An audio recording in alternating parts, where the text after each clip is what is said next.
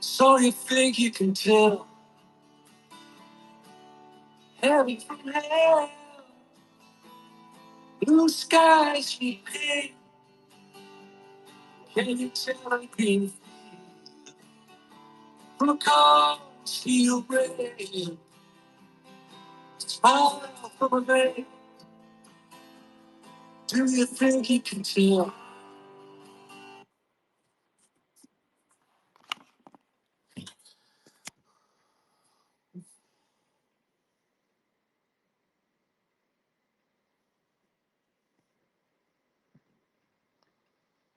Good morning, Matt. How you doing? Good morning, Punch. Good morning, buddy. How's it going? Morning, morning. Beautiful Washington State. It's a crisp 62 degrees out. Beautiful and sunny. Love this state when it's nice. Nice. Terrence, how are you today? I come here for the music, Dark. I love listening to the music.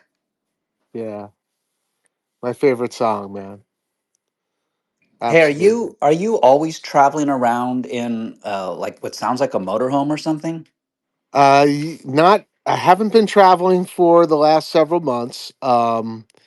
Just kind of settling down. But we did about 5 years of 165,000 miles and 47 states. Was a great adventure. Oh, but you're not like that's not like your home, like your rotating home. Well, actually, we're living on the right now in Vegas. We have a home up in Montana, and I guess we're going to be grabbing a home here in Vegas in the fall. So we're going to be putting the motorhome into storage and just using it for trips. Yeah, so we're kind of in between. We're in a transition period right now. So you probably can't run a node from the motorhome, I'm guessing. No, but I do run one up in Montana, and I'll be getting my miner set up in Montana this summer. So kind of excited about that. Very cool. Just brought Cosmo and BitPetro up. I see British Yeah, I adding got him. Good British. morning. Good morning, everybody. Hey, Matt. I just watched your interview with Tim Kotzman. I thought it was fantastic for everybody out there. Go out and find that. We'll throw it up in the nest. Absolutely amazing, amazing interview. Um, Thanks, brother. How you doing, man? Oh, it was always fun to talk Bitcoin.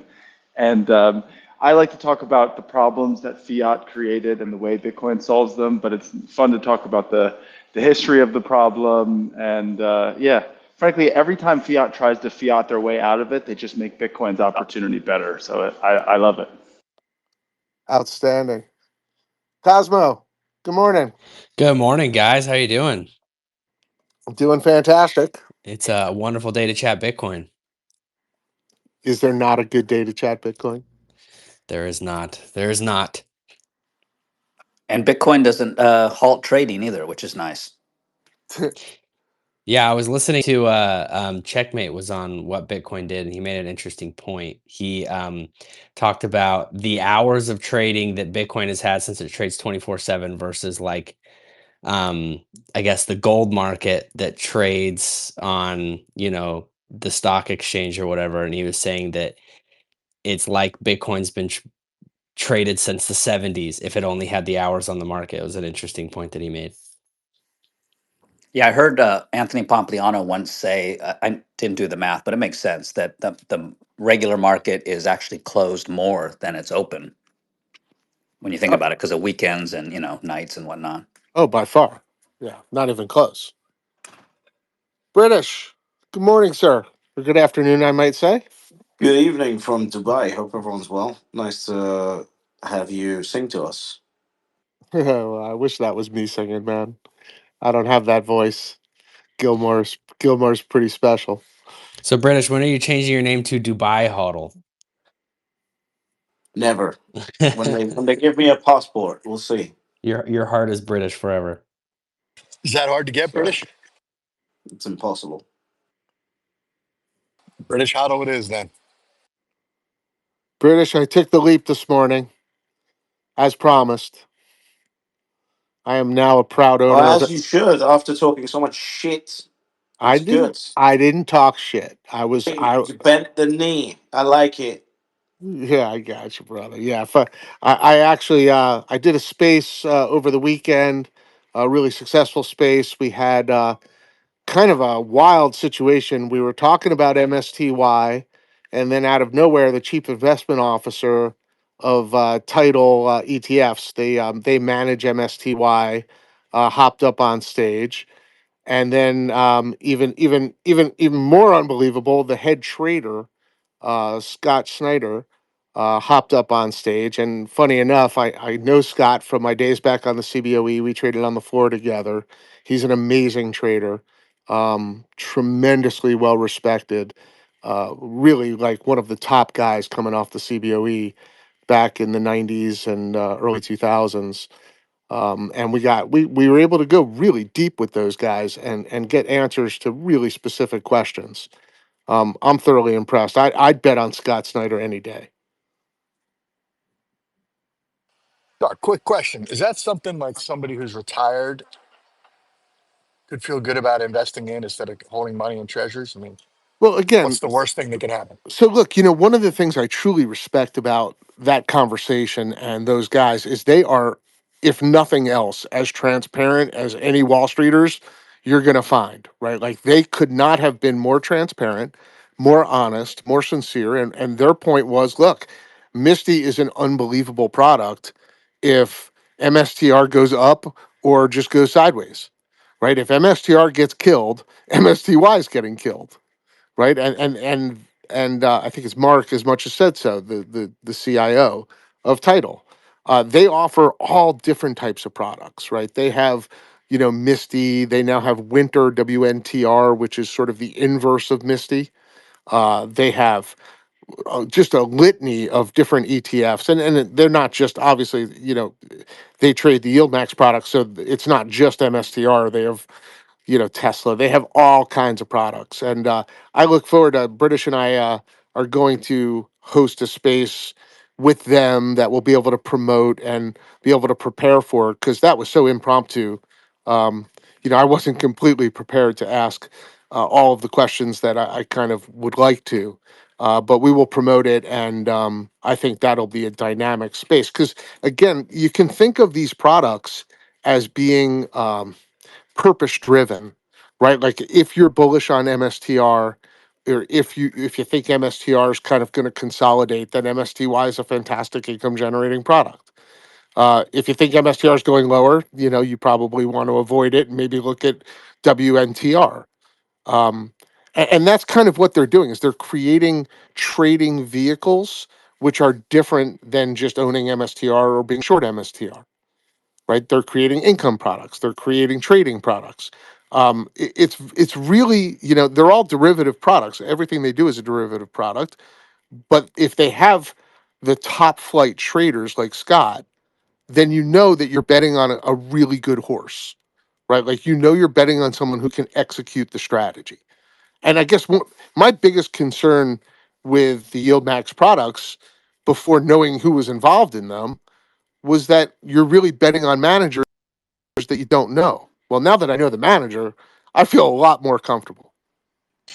Dark, but aside from that, you still have the thing that I brought up, which is they could be their own worst enemy, and especially if they're producing both the upside or the bullish product and then the bearish product.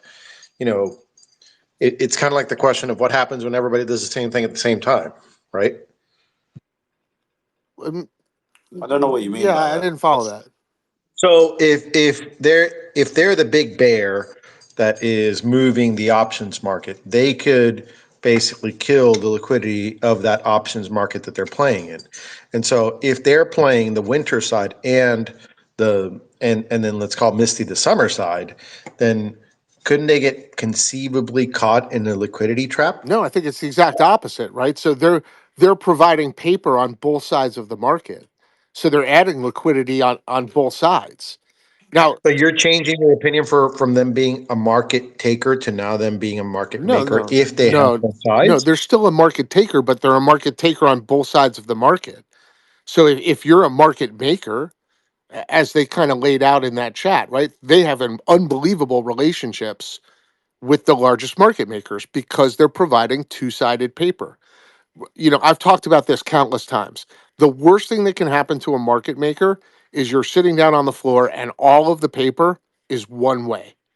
Only call buyers, only put buyers, right? Because you end up with outsized positions and outsized risk that you don't want to have as a market maker. Now, if they're providing two-sided paper, they're on both sides. They're selling calls and they're selling puts, right? They're providing two-sided paper, and that's the market maker's dream, right? The market maker's making edge on every trade, some small amount of edge, and but the market maker's not being put in a position where they're only on one side of the market. They're getting paper on both sides of the market. So yeah, no, And they get the best price because they don't know what they're not on one side, right? well, I mean, no, I wouldn't go that far because the market makers do know what their positions are, right? So they are able to skew the markets, but they're able because they're two-sided, they're creating enough competition that it's not in the market maker's interest to screw these guys, right? Think about it this way. You have this incredibly large client that's doing trades on a regular basis on both sides of the market. That's your dream come true as a market maker. The last thing that you want to do is screw them and cause them to have outsized, or undersized returns and lose your big client. So to the market makers, yield max is their client, right? The same way to yield max, I am their client, right? That kind of flows downhill. They're market making for the market maker. No, Yeah, well, it seemed like, Doug, I didn't even realize who these guys were. I was trying to change the conversation, and you guys checked me like, hey, don't you realize who these people are? Which I did. But one of the things it seemed that you were driving toward, that because they're on one side, at least with regard to MSTY, every time the market maker picks up the phone, they get a little bit of a worse deal. But that you and that's were you driving at I that? was, I was, and then they pointed out, no, wait a minute, we're doing WNTR, we're doing the double short MSTU, I guess, what was it, MSTX against some double short. SPX, yeah. Yeah, And that was my question to you, is because our original discussion was on, hey, look, they're kind of their own worst enemy in that, like, they can get overexposed on the option side, and then they're the only guy buying. Like, that's a problem. Um, but if they are, Guys, they are a tiny part yes. of the options liquidity on MSTR. I really like, yes, they have all the funds. I've been talking about WNTR for a while. Like, these guys are the real deal of TradFi. I don't understand why everyone is like so surprised and so flabbergasted at how great they are. No, look, there's nothing wrong with sitting here and trying to poke holes in it, right? Like that's what I do. No, When but the I problem is, Dark, it's like you're a professional trader, right? Everyone else is sitting here poking holes in something that they just do not fundamentally understand at all. yeah, well, I mean, look, Well, we're here it to learn. I'm not a yeah, professional trader, but I know a whole Learning, lot more than I learning, did Puncher, 6 months you ago. are great. You are great because you ask questions. That's what I've noticed. That it's one of the rare compliment from British Hollow. You are great because you ask Thank you, questions. British. Right? There's other morons that just come out with absolute trash and then get surprised when these guys show up. These guys show up because they're pitching a product, and that's it. And I don't know. I'm actually quite shocked at this response segment to that Spaces, which by the way I thought the Spaces was wonderful. Not only because they said British Hollow is right about every single thing he's ever said in his life. Obviously, that was great.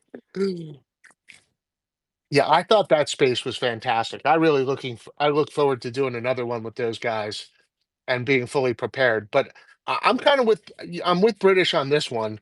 They're offering a product that you can't do yourself, right? Or 99% of people, 99.5, 99.9% of people can't do themselves. And they were so transparent and so honest in that conversation that I was absolutely taken aback because look, as a Wall Street guy, the one thing I've become almost like fully ingrained with is my skepticism of anybody, who's running what I would call, an option strategy, right? Because 99% of what I see is complete trash. But these guys, and look, I know Scott Snyder. I traded on the floor with him. I traded like WorldCom and MCI. Like I remember. Doug, you didn't know that he was like you didn't know who the managers are who's executing these trades and who's managing title and whatever No, else. no, I had no clue. No clue. I looked into that when I was testing MSTY in the background without saying anything since Q4 last year, and I was super impressed by the team, by the execution team, by how they're doing it, what they're doing. Again, I even traded the strategy myself to see if I could beat it. And net of withholding taxes, I actually beat it by 0.6 to 0.9% for a few months. I just couldn't be bothered to do it for that advantage on a 10% allocation. Yeah, look, like I said, Scott's a top flight trader. He always was. He was one of the best on the floor, and was respected as such, and should have been. Right, like when you're with a good trader because they're the first ones on every trade. Right, they make you compete against them. So There's a reason why the fund is attracting, billions of dollars. Like it's not an accident. It's not a DeFi protocol full of teenage morons. Well, no, absolutely. bear with me on one question, and I'm not looking for financial advice. I'll call you on the side for that.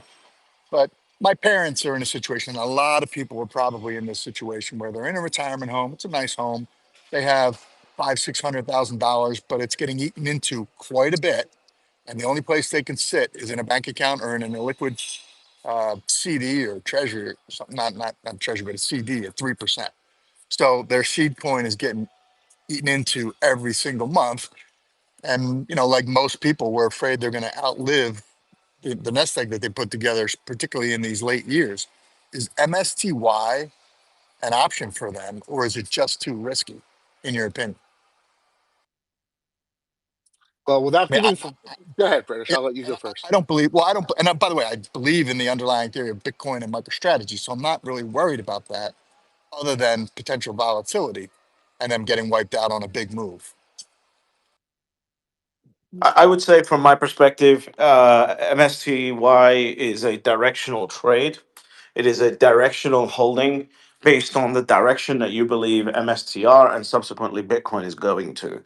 The moment those directions change, you're going to need to pivot that holding, unless you want to just sit through it, which I wouldn't do. So it really depends on what you think. And the beautiful thing about it is they've got both sides of the trade covered. So if you think MSTR is going in a bear market, you just sell out and pivot to WNTR, and you get the reverse side of it. So this is TradFi, guys. There's no one size fits all.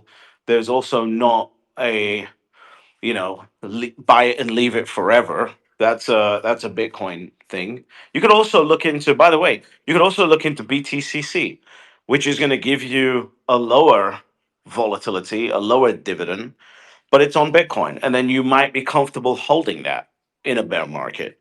I personally wouldn't. So it really, there's a lot of there's thinking involved here. If you want a think-free investment, then that's Bitcoin. Ah, that's great explanation. Thanks, British.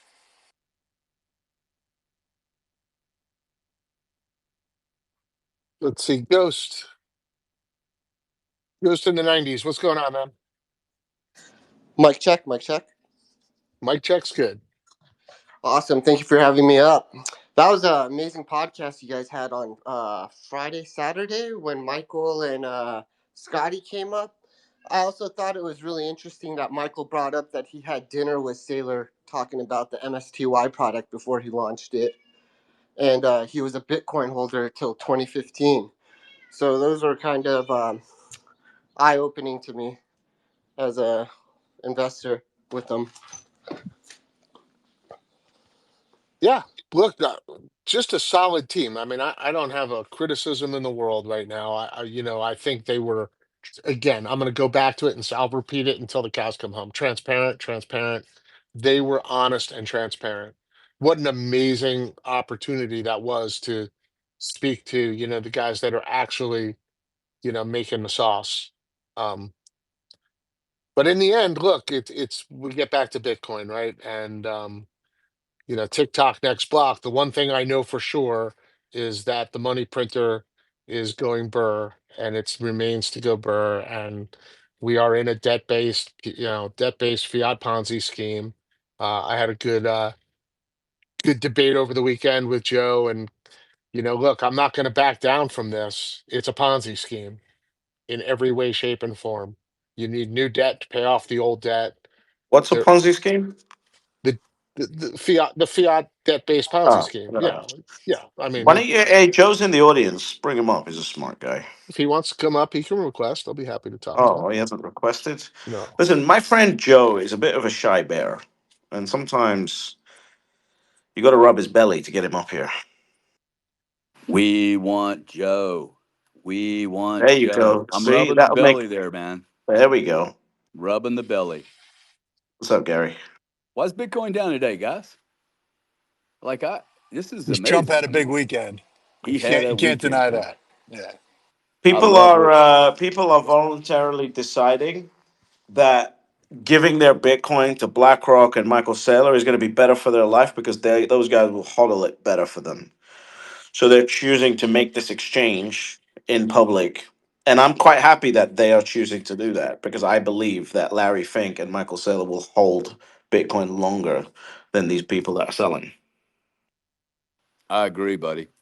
They're in it for the long haul. They're not going to make the mistakes that the early Bitcoiners made. I was with somebody this weekend. I'm like, I'd love to write a book on the trillions of dollars lost and the trillions of dollars of power that have been missed. Like Shimoff owned 5% of all the Bitcoin at $300, and he sold it. No one understands this He didn't asset. sell it though. He seeded GBTC, from what I understand. No, no, he dumped it, and then he's come back into the market. He dumped his entire position, man. So nobody really understands Bitcoin. I'm not sure if he's a really brilliant guy or not, but like there are so many people that have missed this opportunity. All we have to do is sit still. Grant, I have no, sorry, Gary. I have a scary story for you. Um, right before my daughter was born, I had a fight with my wife, and she was like, "If you don't sell all your Bitcoin right now, I'm leaving you." And I have spent every waking hour clawing back each one of those Bitcoins. I'm still not back.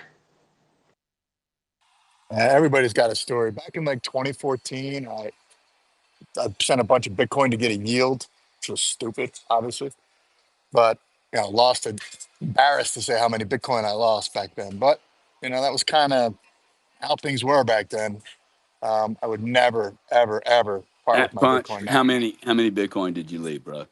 100, These are the stories that need to be told. Dude, I lost 90 on 100 Bitcoin. Gox. 10 Gox, million, 10 Gox million going to alone. 20 he left on the table, guys. Gary, Yep. how many were lost in Gox? I mean, like, and then even before that, like, how many are lost? I've got early stories of people losing 5, 10, 20 Bitcoin on hard drives and on stuff like that. I personally lost 5 Bitcoin on a smash and grab. I went to a conference.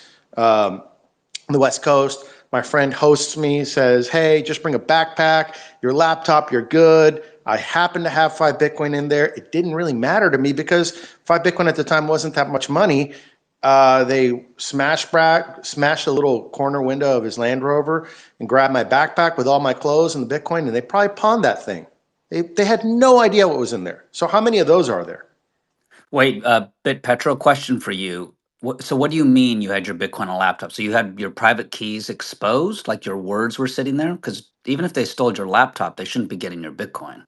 No, so they had a core wallet in there that just was sitting in there. And again, this was early enough. This was in 14. So 5 Bitcoin in there wasn't worrying me because I was actually using the wallet and doing stuff there.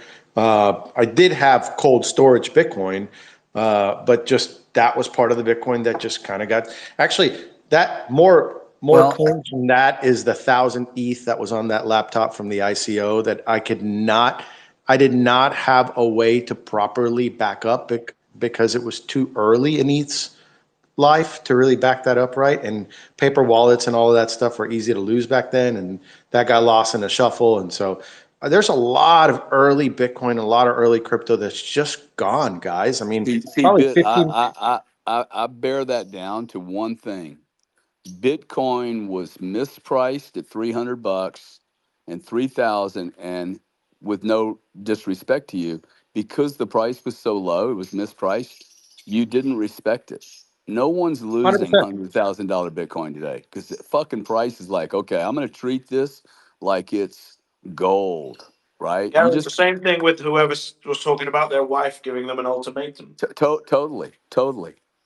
And wait, he should have renamed that little kid Bit Girl or something. I Time, mean, time for a new wife. wait. Uh, So I just want to Same person, unfortunately. square this. Bit Petro. So you had your wallet on your laptop, but your keys were there, or you had a screenshot of your paper wallet? I'm just trying to understand how they stole your Bitcoin. So number one, I had a completely just core wallet that was in there, and there were just 5 Bitcoin in that wallet. That's it. So they didn't steal Right, the. but how did they sign it over to They, their they never address? did. That's my point. Is that he those lost it. Bitcoin are That's the big deal, man. He lost it. It those are doesn't No, I matter know, how gone. but many. this is important, Gary, for people to understand because Bitcoin does not exist on the laptop. You Correct, can correct, only correct. That What I move, what I meant is that they probably took that laptop and pawned it, and that Bitcoin is gone, not meaning that stolen. you don't have the private keys. Is that what you're Correct. saying? Your private keys were on your laptop, and so you Correct. lost your private. So Okay, got it. Yeah, just wanted to make sure. My access. Let me rephrase that. Yeah, so it's My still sitting in access. your wallet. It's still sitting Correct. there in your wallet. Got it. My access to my Bitcoin was lost. Why? Because I didn't properly secure my private keys. Had I properly secured my private keys, I would have been able to restore that wallet and nothing would have happened. Since then, I've learned my lesson, and all of my Bitcoin are properly backed up with geographically distributed keys so that even if one fails, I'm okay. Yeah, no, totally get that. I just thought for some reason they got your laptop and sent it to their wallet, and so I just No, wanted to no. I mean, learn how that happened. I honestly would have felt better about that than just knowing that it went to a pawn shop and it probably got wiped and it probably just is gone forever. Copy that. Well, thanks for sharing that. Yeah, it's an important cautionary tale for us. Hey, There's a lot to talk about, but on my case, Doug, real quick, it's 100% my fault. feel like I'm in a fucking Bitcoin therapy session.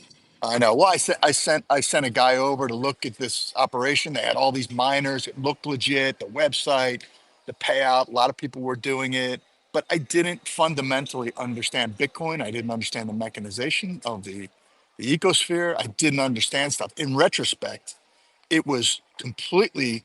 You could have seen it was a Ponzi or a fraud from knowing what I know now. But back then, it all looked legit. It all ticked boxes. I was just ticking the wrong boxes. So the whole point is, know what you have, keep going down the rabbit hole because until you understand what you own, you're very vulnerable. Puncher, was that during 21 with all the popular centralized finance companies? This was probably 2015, if I had to guess, because I was at a Bitcoin show in Houston, and that was around the time it all happened. So I think that's the time frame. Oh, Hey, wow. I didn't realize you'd been in Bitcoin that long. hey, I hey, Terrence. Vinny Bitcoins just tweeted that Bitcoin is wife changing money. I don't think that's fair, Vinny. I don't, man. That's awesome. That was pretty funny. I see Matt's hand, and it looks like Joe has joined us, and we also got the other Cardone. We bought both the good-looking Cardone and the other Cardone. That mean Hey, so one of the point.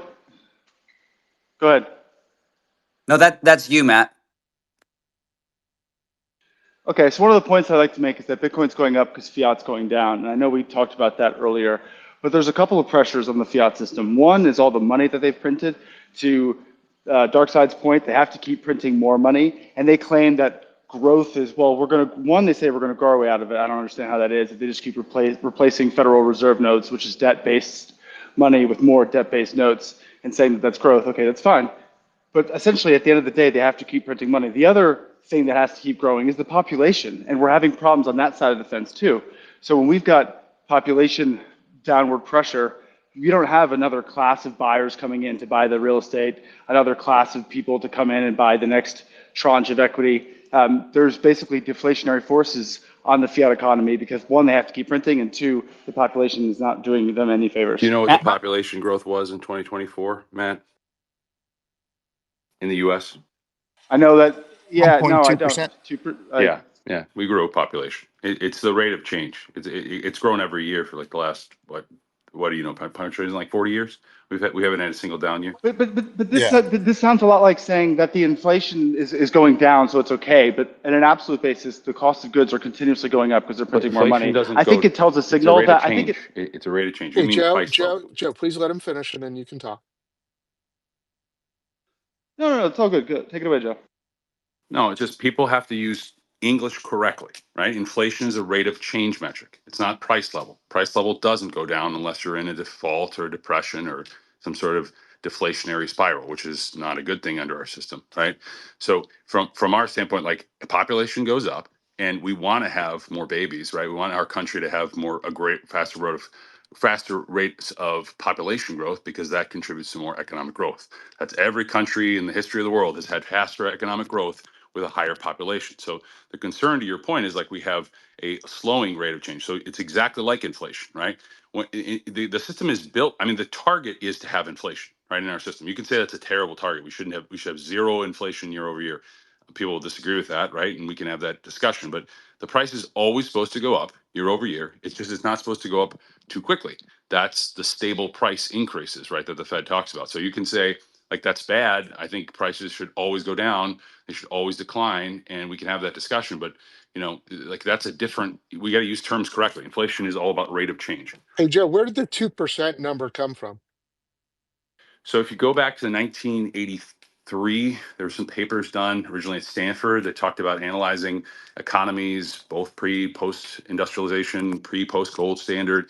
And what we see in a healthy economy is you tend to see it cover around a range, right? The high end of the range is 3, the low end of the range is really 0 in times of calamity and collapse. So from there, Australia and other countries started to adopt that as the target based on historical observed econometrics in society, where we see very clearly that this is a healthy economy where you don't have state out of control pricing, you don't have inflation destroying purchasing power too fast of a clip, but you also don't have depression, some sort of economic recession that's going to destroy overall growth trends. Because in a recession, right, inflation goes to 0, right? Is that a good thing? Depression, during the Great Depression, you had negative inflation year over year. Was that a good thing? Were people prosperous during the Depression when they were selling their kids? No. I agree with you. Like it lacks like sort of an empirical metric. It's more of an observed phenomenon from basically developed economies. Why wouldn't 0% be a better metric?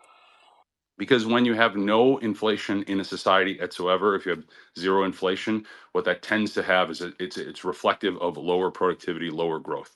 And when you have lower growth, you get into what's called a vicious cycle. Milton Friedman what is he called? What's the term? It's at the tip of my tongue. I'll remember to say, but he describes the phenomena that when you have zero inflation, it actually destroys productivity. And the lower productivity, Friedman says, that ends up, without some sort of stimulus coming in, it has a vicious cycle in that it causes more unemployment, lower productivity, then more unemployment, then lower productivity, and the economy contracts and actually realized productivity in society declines. It's an assertion, not an observation. All economics. We'll start from the principle that all economics is theory. All economics is theory. I don't. This is why we debated for centuries, right? I don't care what school of thought you are. You could be an MMTer, you could be a monetarists like Friedman, you could be a laissez-faire, Hayek, von Mises. Like it's all theory. Like we can't actually prove these things. It's almost political puncher. I see Shepard's hand up here, and then it looks like Lana has joined the stage. Also, of the good-looking Cardone and the other Cardone, one of them has left. Yeah, so I kind of just wanted to touch on that point, Joe. Like, I don't know how, like, if you increase inflation, like, you kind of create those productivity booms. I'd almost argue it creates productivity busts because businesses are effectively trying to figure out at what discount rate do they have to try to beat to gain, like, the rate of return on their investment, and that's where you start losing those productivities, and that's where you have these business cycles with like those rates of consistently changing discount rates and rates of inflation. Okay, let me repeat the question back to you. As I understand it, you say that you think higher rates of inflation actually destroy productivity. Is that effectively your question? Yes, that's correct. Okay. So the reason why we've seen and observed data that not to be the case is because what we find is that to sustain higher rates of inflation, somebody has to buy the products, right? If you're a producer and you start charging, let's just say hypothetically, you start charging for a standard level vehicle, you start charging $400,000, right? No consumer in the United States, other than the extremely wealthy, is going to be able to afford that. So what economists say, they say the cure for high prices is high prices. So, at some point and it depends on whether it's inelastic or elastic goods, right? There's a lot of like nuance in the data.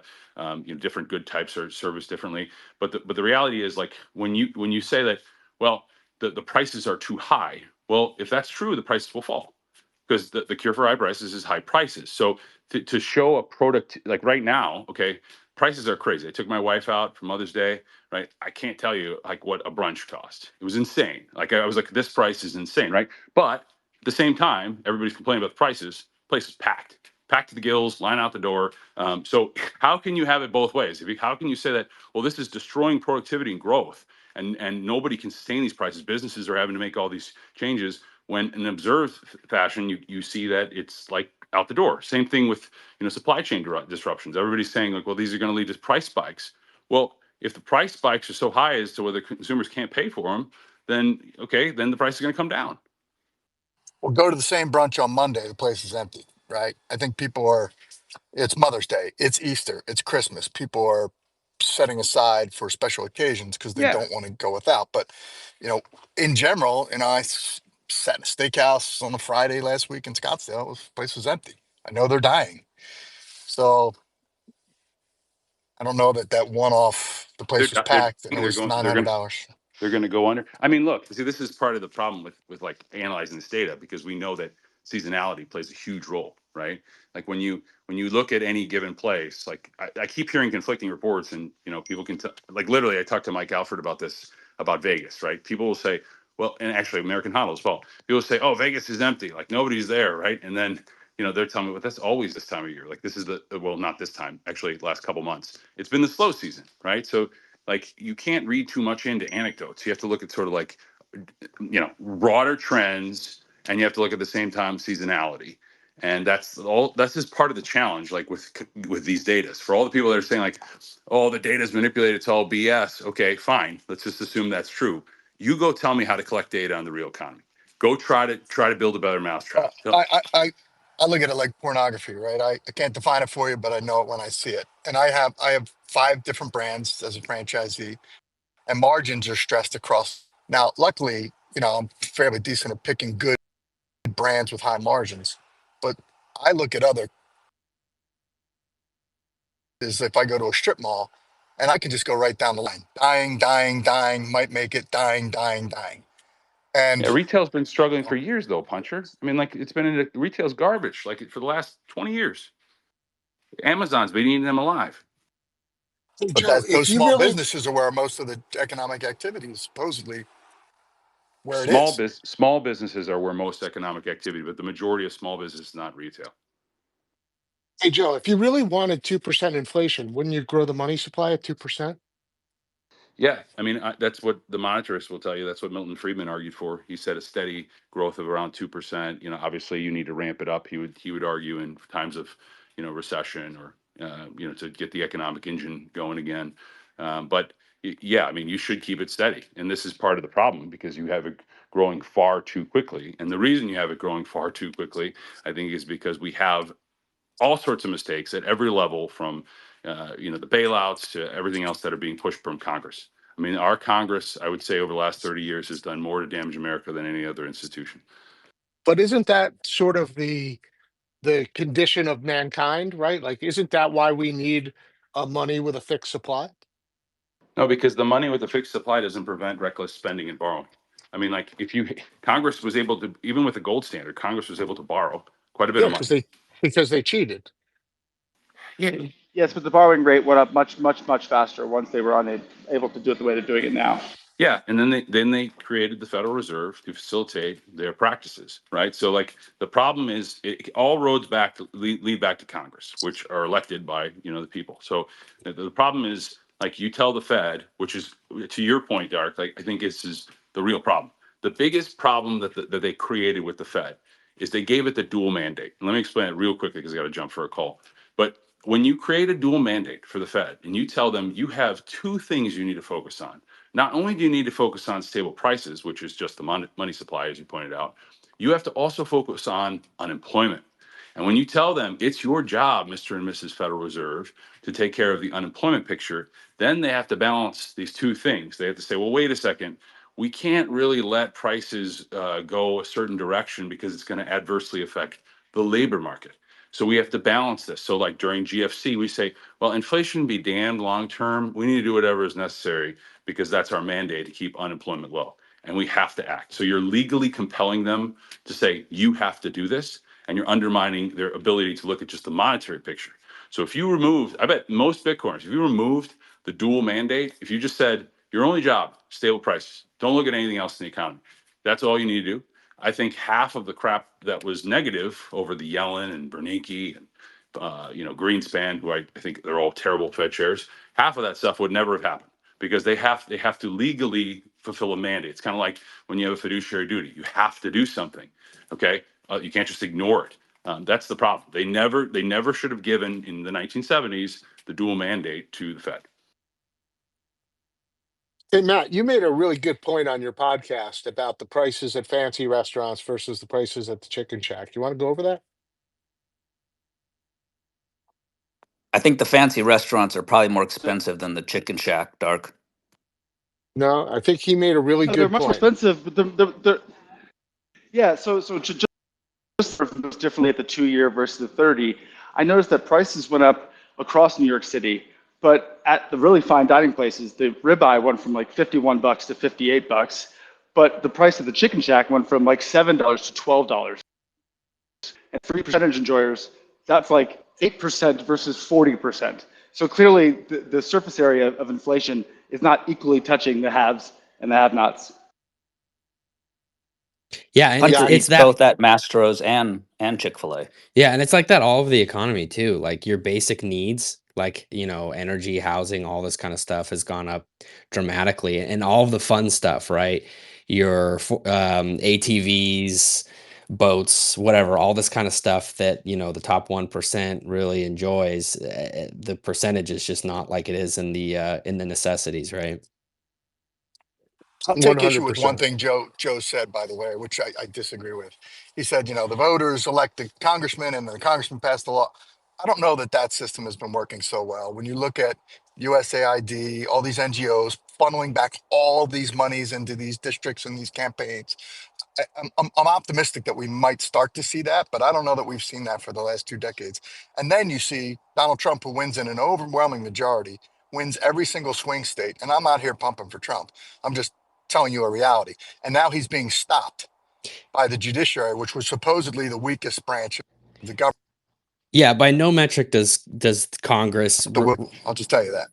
yeah, by no metric does Congress reflect the will of the people. I think the approval rating is abysmal, right? And if you look at public opinion versus the laws that get put through, you'd think that it would be positively correlated, right? If 80% of people in the United States wanted this law to go through, then the chance of getting through, what you would assume to be like 80%, where it is actually, it kind of sits around 30%, whether or not anybody supports it.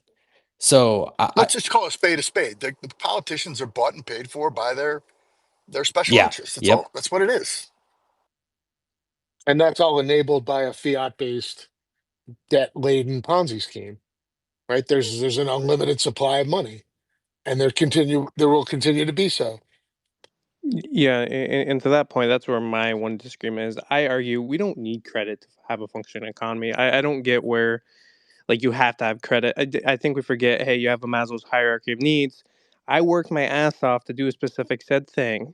I will trade you my time that I value for a specific said thing, and you give me food. Like I don't believe we need credit expansion, because all credit expansion is you're trying to steal from future time, because the time is a constant. It's one thing. You can't make more of it. The only way you're making more of it is you have more individuals, and you create some like more efficient energy source, and that's kind of where Bitcoin as a perfect money begins solving that, right? Because it's understanding what is time, what is energy. And I don't get where there's a need. Oh, you need credit market for growth. Well, you're creating artificial growth because you're not creating more time unless you have a population boom, unless you have a certain energy boom. You're artificially creating a you're increasing your measurement system, basically, Well, essentially, with the Well, I credit think system. I think that you do need credit, right, for any kind of growth. I think that if you have someone that wants to go, participate in the market and start their own business or something, it should be available for them to do that. But of course, like, if your risk of starting a business right now is you take out a loan with money that's worth nothing, right? Then everybody's going to give you money because it's essentially free, and so you can start a bullshit business and nobody's going to care because the money's free. But if it costs you more in real terms to start that, then you're going to take a second look at it. But I think that in terms of Joe was also talking about the dual mandate, and I'd like to ask him this because I think that like the mandate of establishing like steady prices is also, it's essentially saying like, hey, let's institute some sort of like price controls, right? Essentially you're taking the job of the free market to price goods and services and putting it in the hands of a small organization, which I also feel like is borderline criminal, on that same thread, you know? So question, Cosmon, in terms of that for credit, I guess this is where my question would be to you is, why would you need to borrow money to start the business? Why wouldn't you just use the time that you've stored over like the past, like let's say 5, 10 years, and the value that you've created to start the business versus borrowing somebody else's time with that credit? So I mean, I don't know if you've started a business before. I'm actually looking at something right now, and it's going to cost me a lot of upfront capital to do it, but I can essentially show that in the long term this is going to work out. It would take me years and years and years of this labor for me, of just like the labor that I'm doing right now in order to like start something up like this. Um, and it would be beneficial for society. It would pay off to the investor. It just makes sense for me to take out some sort of credit to do this. And so like there needs to be some sort of lubrication in the economy for entrepreneurs to do what they need to do. The real question here is, who controls the price of money, right? That's like the fundamental question of this, like central planning, Federal Reserve versus Bitcoin, is like, how much does money cost? And if you're, letting Jerome Powell and a few bankers make that decision, then you have some issues. But if you kind of go back to the market kind of decide what that is, right? Which we saw in the late 1800s, where you'd have a few banks that have different interest rates, all at different kind of risk profiles with the amount of gold that they held in reserve and all this kind of stuff. But the idea is that you want the market to decide that. And I just don't think saying, hey, we're just not going to have any credit in our entire system. I think that, you know, it feels like you would it's not even restrictive of growth, it's restrictive of productivity, in my opinion. I don't mind restricting growth, but I do think there's an issue with restricting productivity. At that point, that's where my question would become: is you as an entrepreneur, you are taking somebody's time because you're trying to kind of accelerate that, and where my argument, I guess, with productivity is if you didn't have less credit, if you had a fixed money system, I could correctly store my time and then work on set activities where an individual who's raising capital which would have taken somebody 10, 20 years to do. I think that's where my problem is, or I guess my standpoint in that regard, because every time you're taking that credit, you're trying to make something that's not there. And somebody else has to kind of pay for that because nothing's free in that regard. Well, yeah, but I mean, if they're a willing participant and they think that, if I show them my business plan, like this is a great idea, it's going to make me money, they're going to participate as well, right? And Yep. so, yeah, go ahead. Well, I think I agree with that, and I think that's something like the difference in terms of like maybe I'm using credit in terms of thinking from a central bank standpoint, or just printing something out of nothing. Maybe where I would align in that regard is be fundraising, right? Like you say, hey, I have this awesome idea. This is the amount of time I stored. This is what it will output from a Maslow's standpoint. This is why people would take my service and trade me their time. And this is where you see that growth. But I'll kind of get off the soapbox in that regard. Yeah, yeah. No, and I agree with you to that point. I think the point I'm trying to make is that like the price of money thing is really important because then it's, the productive ideas and the productive businesses are the ones that get funded. So I kind of come down on Money becomes a signal then at that point. yeah, I come down on Cosmo's side on this. However, I would proffer to the room that potentially the interest that's due on a normal loan, the way we think of lending today, in a Bitcoin world, right, you wouldn't get interest, you would get equity, right? So I'm going to loan you money for your business, right? But I'm going to keep a slice of equity as you're going to repay me my Bitcoin, but I also am going to retain ownership.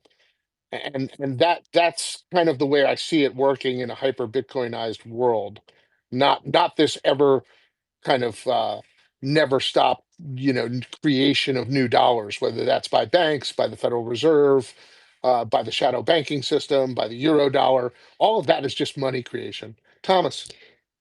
Wait, really quick, I just wanted to chime in on that. And that's why I think like the incentives are aligned there, right? Because in a proper society, you want to fund businesses and projects that you think will be successful, right? And the incentive of it being successful is you're willing to take an equity portion and not just get the money back, right? That incentive aligns perfectly in that example. Thomas. Thomas. And by the way, great post over the weekend, macro post, Thomas. Oh yeah, thanks. I was just trying a new format with breaking it out, the social media structure.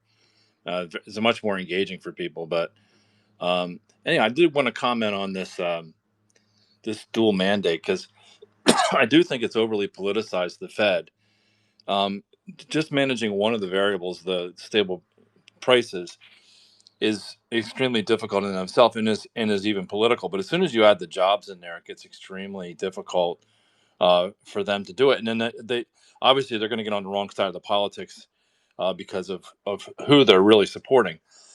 When we look at that inflation, the chicken versus the ribeye, we tend to look at CPI as a monolithic variable in a very complex and diverse set of prices. So it's tale of two cities. So you see inflation for small goods like a chicken dinner compared to luxury goods. You get a very different outcome. That happens with asset prices as well. But I think the Fed is going to, on the dual mandate, on the job side, they're going to really struggle. I don't think they're equipped at all to deal with uh, the coming changes to the employment structure due to AI. And then the last point I would make is Joe was pointing out that we had 2% population growth. But again, it's the same thing with looking at prices. You got to look at it stratified against cohorts and demographics. We're not getting the growth in population in the areas that are productive. So it's a real problem for the country. Japan has it really bad in terms of they're not producing enough children to sustain the population. We could get there in a few years. South Korea too. I mean, and this is why I brought up they have to print more dollars and they have to make more babies. And their ability to print more dollars is getting hampered now because of Bitcoin and because just reality is starting to set in.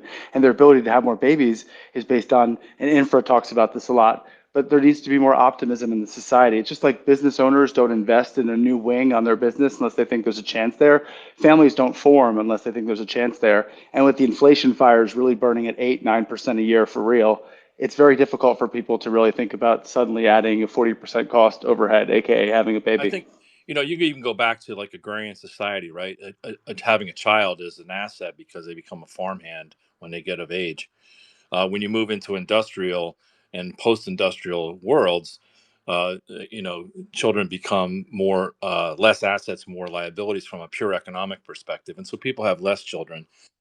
If you look at Europe, I think in rough terms, from a anthropological perspective, you need 2.3 or thereabouts uh, children per female to sustain the population. If you go above that, obviously you're going to grow your population, and if you're below that, you're going to shrink generation to generation. Europe, for the most part, is all below the 2.3. In many cases, are below 2. So they're seeing declining populations offset by a horde of immigration, and that's really the issue in the U.S. We're seeing a shift in demographics. Uh, I would say if you looked at native-born population and the stratification of the U.S. growth, we probably see contraction. I don't know that off the top of my head. It's just what I'm saying is you can't just look at one number like population grew 2%. You have to break it down by cohort and by demographic. Hey, Lana, I see you're on the stage. I'm not sure if your hand was up, or did you have a general question or want to chime in before we welcome Fred? Oh, can you hear me? We hear you. Oh, good. I wanted to comment. It was on a previous conversation about missed opportunities or lost Bitcoin, but I know we moved on from that. So Nope, we're back. we're back. Okay. So I was born in Ukraine and I grew up in New York. And I remember my grandma in 2011 watching RT, which was Russia Today. And I'd go to her apartment, and Max Kaiser was always screaming on the show about Bitcoin, buy silver, buy gold, the US dollar is going to collapse. And I ended up, it was, 2011, 2012. And I was with a boyfriend at the time who had a degree in computer science. And I said to him, okay, we got to get this Bitcoin because this crazy guy, Max Kaiser, is just talking about it. And I don't know what it is. And he goes, well, he says buy silver. Let's just buy the silver. I don't have time to figure this out. I'm running my own business. Help me with the business. I'm not going to help you with Bitcoin. So I went on Craigslist 2012 and wanted to find somebody so I could figure out how to get this Bitcoin. I met a guy and he said, well, give me, I'll do it for you, but you gotta bring the cash, right? Bring me the cash. And I said to myself, this is so shady. I wanted to put a couple of $1,000s in it, but I don't want to meet some guy somewhere in a dark alley to get whatever wallet or whatever it was at the time. Because I didn't know computers, I didn't understand what it was. And and I remember now, then I forgot about Bitcoin for like 5-6 years, then got into it. And I remember thinking, as I've matured, any decision I make now, I have to go with my gut because my gut was screaming to figure out how to get the Bitcoin at any cost because I trusted Max. He sounded legitimate. He sounded really smart at the time. And and I feel like a lot of us, especially right now, um, are trusting our gut to figure out how to leverage the Bitcoin and not just make more money, but also make the world a better place through this kind of hard asset. And and maybe it's maturity, and maybe it's just making mistakes and getting burned. Um, and I just wanted to say that, and hope that that story helps somebody go with a decision from their gut, not from their head, and not what someone else says. Thanks, Lana. Hey, Sure. Fred. Fred, I saw you tweet this morning about bubbles and Bitcoin treasury companies. Um, our friend Wayne tweeted the same thing. I'm kind of curious, man. It's a little early to be talking about bubbles, isn't it? Yeah, I don't know about. I didn't use the word bubble, dark. So I just said there's a ton of these things, right? And it does feel to me that there's an oversupply of Bitcoin related public product for kind of for the retail stock trader. And the only thing I think this means, I think, is that the sort of super premium MNAV that MicroStrategy once commanded, which was that 3x MNAV, and I think that thing could be going down sort of permanently because there's a lot of people who want to get in at who would be very happy getting 1.5 MNAV. So I know British is like laughing his head off, but yeah, I think there's a lot of people that are going to be trying to do this stuff. I think it's all good for Bitcoin. I think it's in a way it's bad for MicroStrategy because they're not the only game in town anymore. So I think as far as the premium to Bitcoin, I kind of think it could. I think that's where I see the bubble. Now I don't think it's bubble in terms of Bitcoin price going down, but I think it's bubble in terms of premium. I think there will be other people competing for that MNAV. That's my gut feel. Don't you think so? So I would give it come. I mean, look, your argument is sound in as much as, why would you pay a certain MNAV for MicroStrategy if there's 10 other companies doing the exact same game? But let me And big ones, right? There used to be only MicroStrategy and then Metaplanet, yeah, small little players. right, But some were scientific, but now we're going to see a couple, this 21 thing is going to be funded with 40,000 Bitcoin. That's starting to get pretty beefy. yeah, but, So but so let me give a contrary argument. One is, what would it cost Michael Saylor today if he had to go out and replace 550,000 Bitcoin, right? And I would argue that it I could make a good argument that MicroStrategy is trading below its replacement cost. That's one argument.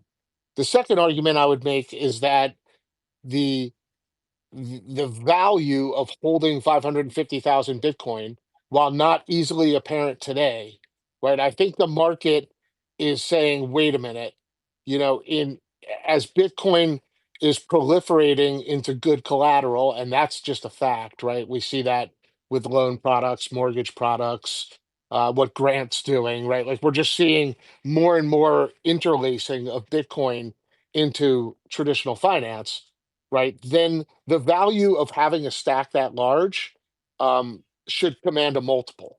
What that multiple is, I don't know, but obviously, I would make this argument that MicroStrategy could take 100,000 of their Bitcoin, right, and issue a bit bond, right, and raise $100 billion in cash at 1% interest, and start a reinsurance company, start a bank, go the Warren Buffett way, right? So there's so many different but they're not plays. doing that. They're Well, not I doing that. understand, but I'm saying that while they're not doing it today, the market is a discounting mechanism. So the market's not looking at today. The market's got to be looking 3 years down the line, 4 years down the line, when it's applying Sure. an Look, all appropriate I'm just price. saying is there's going to be similar products to MicroStrategy out there. I mean, this 21 company in particular looks to be pretty well funded.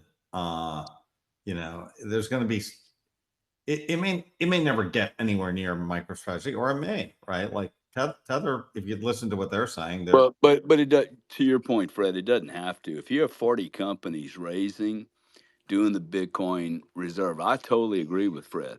Like, if I'm going to look at these, I'm going to look at, okay, is their execution strategy as good as Michael Saylor's? Probably not, because he's got 2 or 3 years, 4 years experience over these guys and critical mass. I'm most certainly not going to pay XYZ company the same multiple I would pay Saylor, which means I have to get a discount. I think Orangey, ORANJE, which is being launched this week or next week on the Brazilian exchange, is going to trade under 1.3 NAV. I was going to invest in the deal, except it was in Brazil. It scares me just a little bit, but also got a $2 million tax bill that I wasn't expecting. So I agree with you, Fred. I mean, as the supply of more and more players come here, it should normalize back to zero, back to one. I mean, we saw this in tech time and time again. First there's one player, and then there's just a supply of companies that comes, and there's a limited pool of capital, and it'll sort of spread out. And Now, what is interesting, Fred, is if you saw the results of I think it was Planet versus MicroStrategy, we're going to start now having analysts look at, hey, what is the acquisition cost? Who is acquiring Bitcoin at a more favorable rate around the same time period? It may not be exact, but I think Saylor was able to get at 98 grand. And I think Meta, it may be a different company, I could be confused here, was at 102. 2 or 3% difference in price. I mean, that's how some of these companies are going to be judged on what their acquisition cost was. At least quarter to quarter, don't you guys think? I I think it'll do. play a role, but Yeah, I do. I'm not sure it's going to make a significant enough role. Look, in the end, Fred, here's where I have to agree with you, like, because I lived through the internet bubble, right? And I traded it. And what started out the internet bubble, in my personal humble opinion, was caused by the fact that you had all of this money that wanted to be invested in the internet, and you basically had four companies that you could buy, right? It was AOL, remember Yahoo. Like there were only a handful of companies that were give you internet exposure.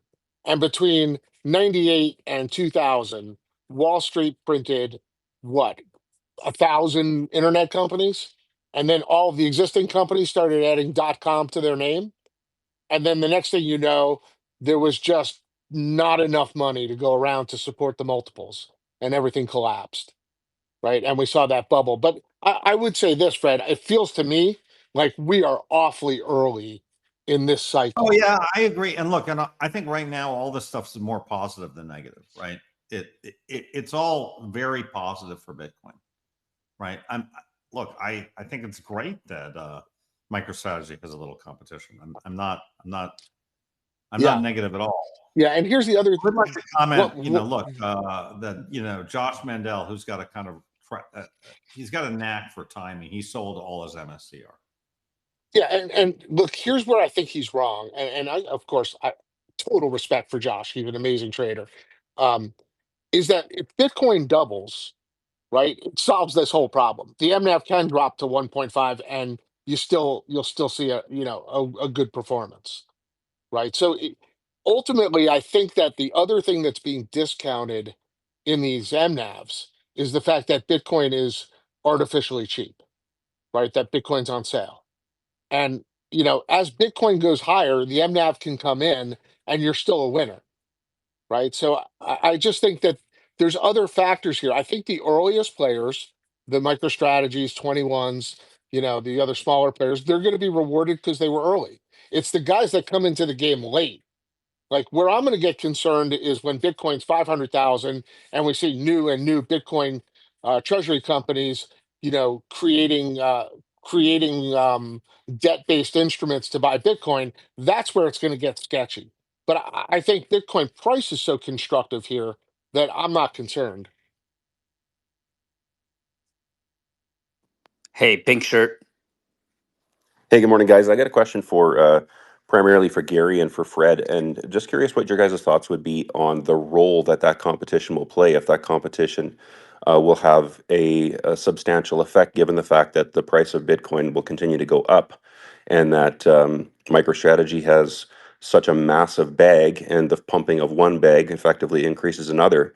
So there's the competition on a daily basis or weekly basis in terms of traders, but as far as long-term shareholder value, um, as these companies win and as they succeed, MicroStrategy will just succeed more based on the value of the Bitcoin holdings. So I'm curious like on a 1 out of 10 basis, if you can even characterize it that way, like how much does that competition really matter in the longer term? I don't know. Go ahead, Gary, Fred. go ahead. I was going to throw it to you first. All right. Well, I would say, listen, one of the things I feel like on the longer term, which is makes me a little bit more, I was sort of in the camp that we'd have a very long, extended bull market of like 5 to 6 years, and that we would have sort of a gradual distribution of Bitcoin into sort of retail stock accounts via the ETF. That was my general thesis about a year ago. I didn't quite see, all this kind of MSTY, MSTX, MSTU, all this kind of very, very kind of leveraged, speculative, sort of financialized stuff take place. And I would say that I think this stuff is more unstable long term than people just owning either Bitcoin or the ETF.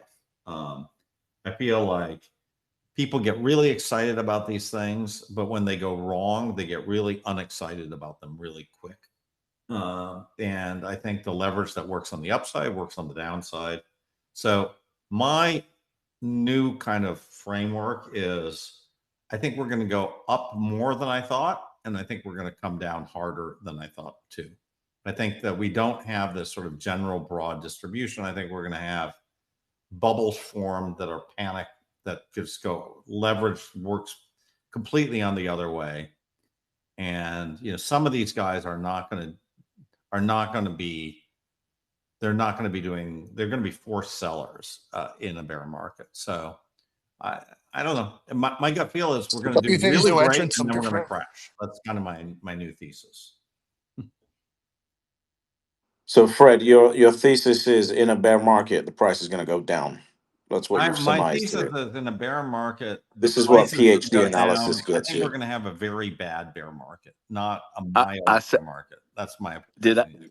did I save my money not going to Stanford because a bear market means prices are going down? Is that what you're trying to say, This is British? PhD analysis, Well, guys. I We're need just to hey We're save you just the cost of the Stanford education, Gary. British. We're just fucking with you, I, okay? I I mean, understand, but Fred, we're look, just fucking with you because we didn't have the opportunity to go to that great school. hey, So, listen, uh, Fred, I think you have a point on the fact that the financialization of an asset can inject leverage into a system that is unsustainable. However, they have Brett, you there? he started. Go. I'll take over since he lost. Well, the original question was: as more and more players come to do the micro strategy play, I think I agree with Dark. Is that you could see? I don't really think the MNAV number is a real number. I mean, I know you guys give it a little bit of a complexion and say it's a stat, but like, what's ExxonMobil's MNAV? What's Apple's? I just I could easily see this number going down, not going up. Can't imagine how it's going up as you have more and more players deploying this exact same strategy. It should go to one, but that doesn't mean MicroStrategy is not going to be an awesome investment. And I really agree with Fred. This complex is now getting so complicated, so like, you know, professional people that do this You 18 need you hours need a day you or need to start analyze that stuff like crazy to even understand what these things are. totally, I totally. And don't they're going know. to have all kind of relationships with each other now that the most sophisticated player is going to struggle doing. Keep it to Bitcoin, keep it to the ETF. MicroStrategy is probably a great play, most certainly going to be a better play than miners. So I that'd be think it's I my think view. we have introduced a little danger into the system with all this leverage, right? And I think we'll be okay for now, for at least a year, maybe 2 years. But I just think But Fred, I also agree that I think it's going to be extremely violent. I think the Bitcoin's going to want to test all these players out and the old players, but I think it's going to be much more volatile than people are expecting. where I think here's where I think people could. I think some of the smaller guys could just get absolutely wrecked, right? because I don't want to name them, but let's just say some of these smaller guys that may take their businesses may not, they don't have the balance sheet to really withstand. I think you got to use some kind of name so we can put it into a category, or I don't know. can you give me Let's say a Fold, GME or Fold, for example. You know what I mean? They got 1,000 Bitcoin, great. And let's suppose they start trading at a really big MNAV. Okay, their core business is not that great right now, right? Fold is it's a startup. They're losing money. We've all been there. We've had startups. They're but Fred, one thing they are doing if they don't eat into their Bitcoin is they're establishing a minimum bid price for their company. What? They're if they don't eat into their treasury, if they've got 1,000 Bitcoin, Mm-hmm. they're established. Like some of these companies are going to be acquired. Like that's how they're going to get to MicroStrategy size. Hey, let me go buy them. I mean, look what who announced the merger deal? David Bailey's Nakamoto Holdings with Oh, Dave. Kindly Health. Yeah, Yeah. but Yeah, I mean, that's just a reverse into a structure, right? That's all that is. That's not. We haven't seen real. Look, I would say even be overall, right? There's been almost no M&A in crypto, period. Okay, really. And I've been in crypto. It's just What? starting. It's just Well, I starting. mean, That's yeah, that's but why. we're okay. But we, when you say it's just starting, what kind of M&A well, we is just there in? Coinbase, Jared, that's a deal, man. That's an That is one. important deal. That is the It's a big deal. fucking important deal. Okay. And you can bet that what's his name? Garden House will fucking spend whatever he has to spend, go into whatever debt XRP Ripple has to do to buy Circle.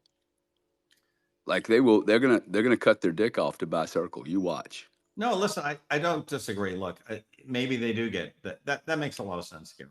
That Fold would get acquired in an upcycle. Okay, I'm talking in an upcycle, all this stuff's going to work. I'm just saying in the down cycle, you're going to see a bunch of these guys that are going to be at crazy valuations, and they're not really going to have a great business. And then I think we're going to start seeing these premiums go negative. I do. Not But for Fred, don't you think, MicroStrategy, Fred? but I think for a lot of other ones, people are going to be like, yeah, sure, they got 1,000 Bitcoin, but I prefer 1,000 Bitcoin. The Fred, don't you think that these new buyers of Bitcoin, the underlying asset that girders everything built on top of it, yeah.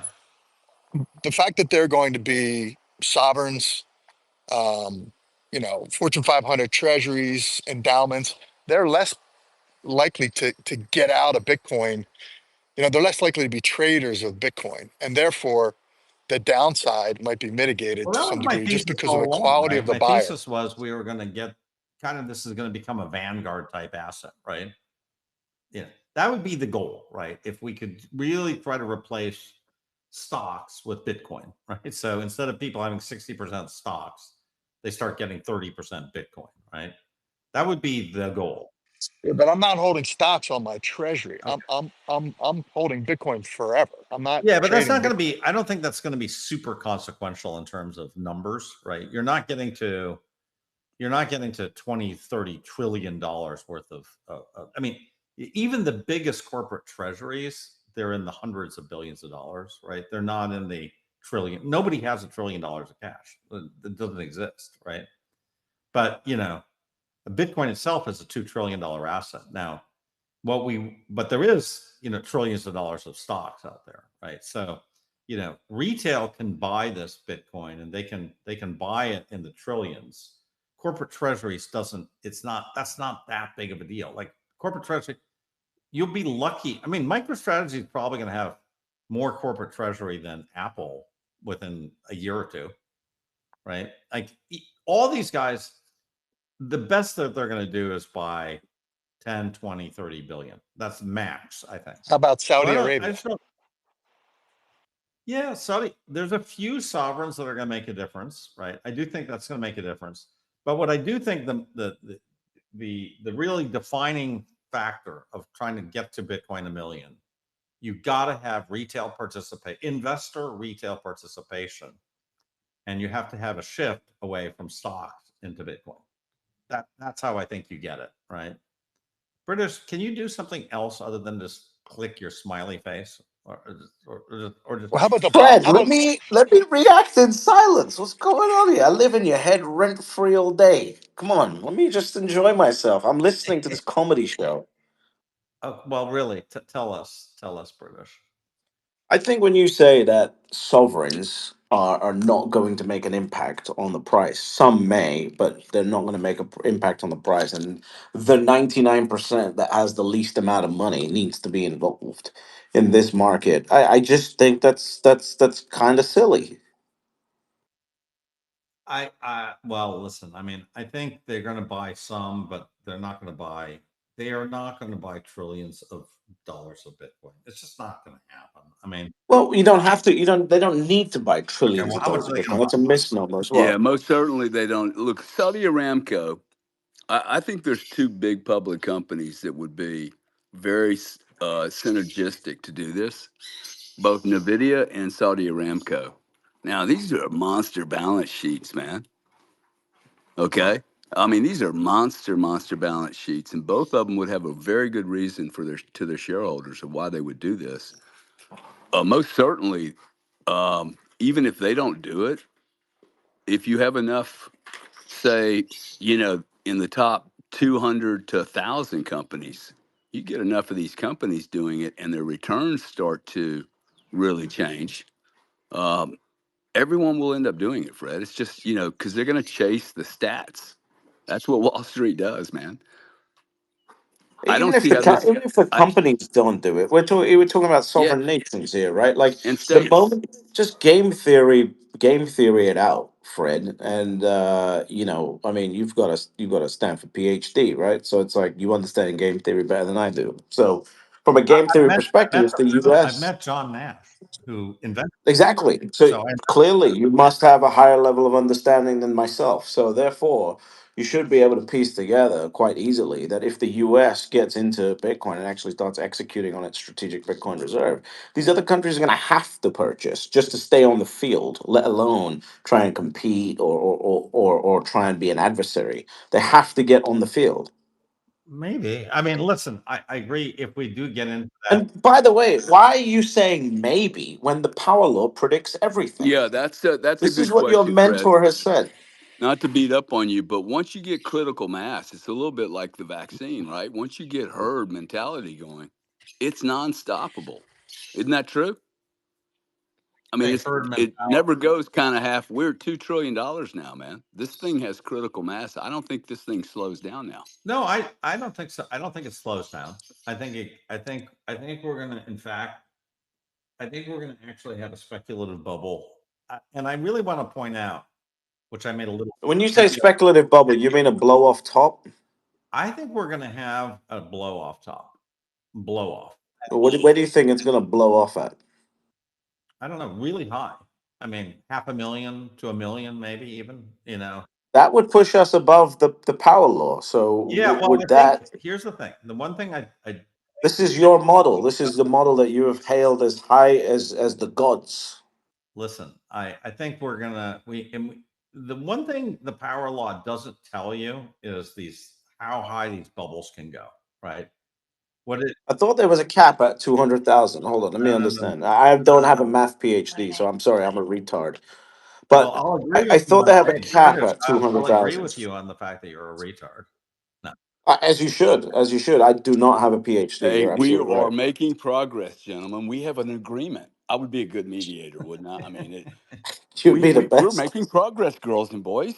This divorce will But be look, over in 3 years. here's the thing: the power law talks about an average trend. It doesn't talk about where these blow offs are. Look, we went way above kind of the trend line in 2017, right? We went 3x the trend. So, look, I think it's possible. I think it's more likely than not now that we're going to have a repeat of the last cycle, meaning, or even a repeat of 2017, where we had crazy blow off top, at two, maybe even three standard deviations away from. Where does that take us? Where does that take us, Fred? Where 2.5 deviations takes us where? Well, I mean, you just multiply the price, So, Yeah, it but from doubles, where? doubles that From right point, here right? or from 25? No, just double from here. Okay. Mm-hmm. That gives you 200,000. Then double again, that's 400,000. Yes, That's sir. two standard deviations, right? And Yeah. then you double again, you get to 800,000. Okay, Right. so we're talking And then we have a 800,000 is 90% three standard retracement. deviations. Could we? So we're going to 800,000. That's what you're saying, Fred. I'm That's your just price prediction. $800,000. And then we drop 720,000 and we settle at 180. Is something like that. I that mean, what it's you're saying? Yeah. possible, right? Look, Yeah. I'm just, I'm Are not you putting sure this. you're not talking about Solana here? No, wait a Bro, minute. that would Come on. look, Let, hey, let's hey, if let's he's let's. right, sorry, Dark, but if he's right, oh my God, man, we're gonna make so much money. I mean, there's trading opportunities from this. If It's that was unbelievable. really, Volatility is oh my vitality, God, guys. oh Yeah. my God, Look, I feel vital. I happen to think Fred is more right than wrong in the way he's kind of proffering Dark, the con. I've got an MRI that I need you to go and take for me, please.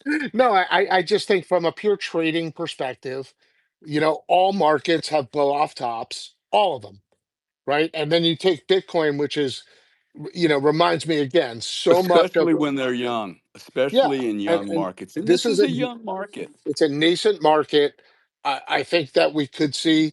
I've been calling for, for lack of a better term, a gamma squeeze, a blow off top, where you see, just tremendous upside action, and that will be followed up with, a massive price correction. And, I and, don't know and, if it and goes and down. also, Dark, look, you and I and Gary are of the kind of vintage where we can actually remember. We remember the 2000 NASDAQ. Okay. British, he Yep. was still in diapers back then. I mean, he Just past diapers, though. okay. But like British was still in nappies. I think that's what they call them. No, just past Okay, nappies. just past nappies. Who's kind of like, but Gary and I and you, we remember very well Nasdaq. And I got to tell you, I just checked it out again. When it peaked in March of 2000, it took 15 years to get back to its level of 2000. 15 years. Now, I don't think Bitcoin's But going to be Fred, that what you're long. comparing here, I know I was a baby, right? Well, you guys were experts at this, right? Because of your fine Mhm. vintage. But what you're forgetting is that in the 2000 era, you were talking about equities. So you may see companies, but Bitcoin is not an equity. Bitcoin is a commodity that people are buying and stockpiling as a store of value. It is going to have a different dynamic, especially as its adoption grows, as Well, people don't dump stores yeah, of Well, but values. They I'll tell dump you another store equities. of but value, British, British, that you were British, very aware British. of. Which, I got two Yeah. old guys beating up on me, guys. No, Relax. no. But let's look at Just a young baby here. look at what happened to the gold market in the 70s, right? And how long that was a oh, commodity. hey, Dark, you don't have to go It, back to the 70s. Look at where it went in 2010, right?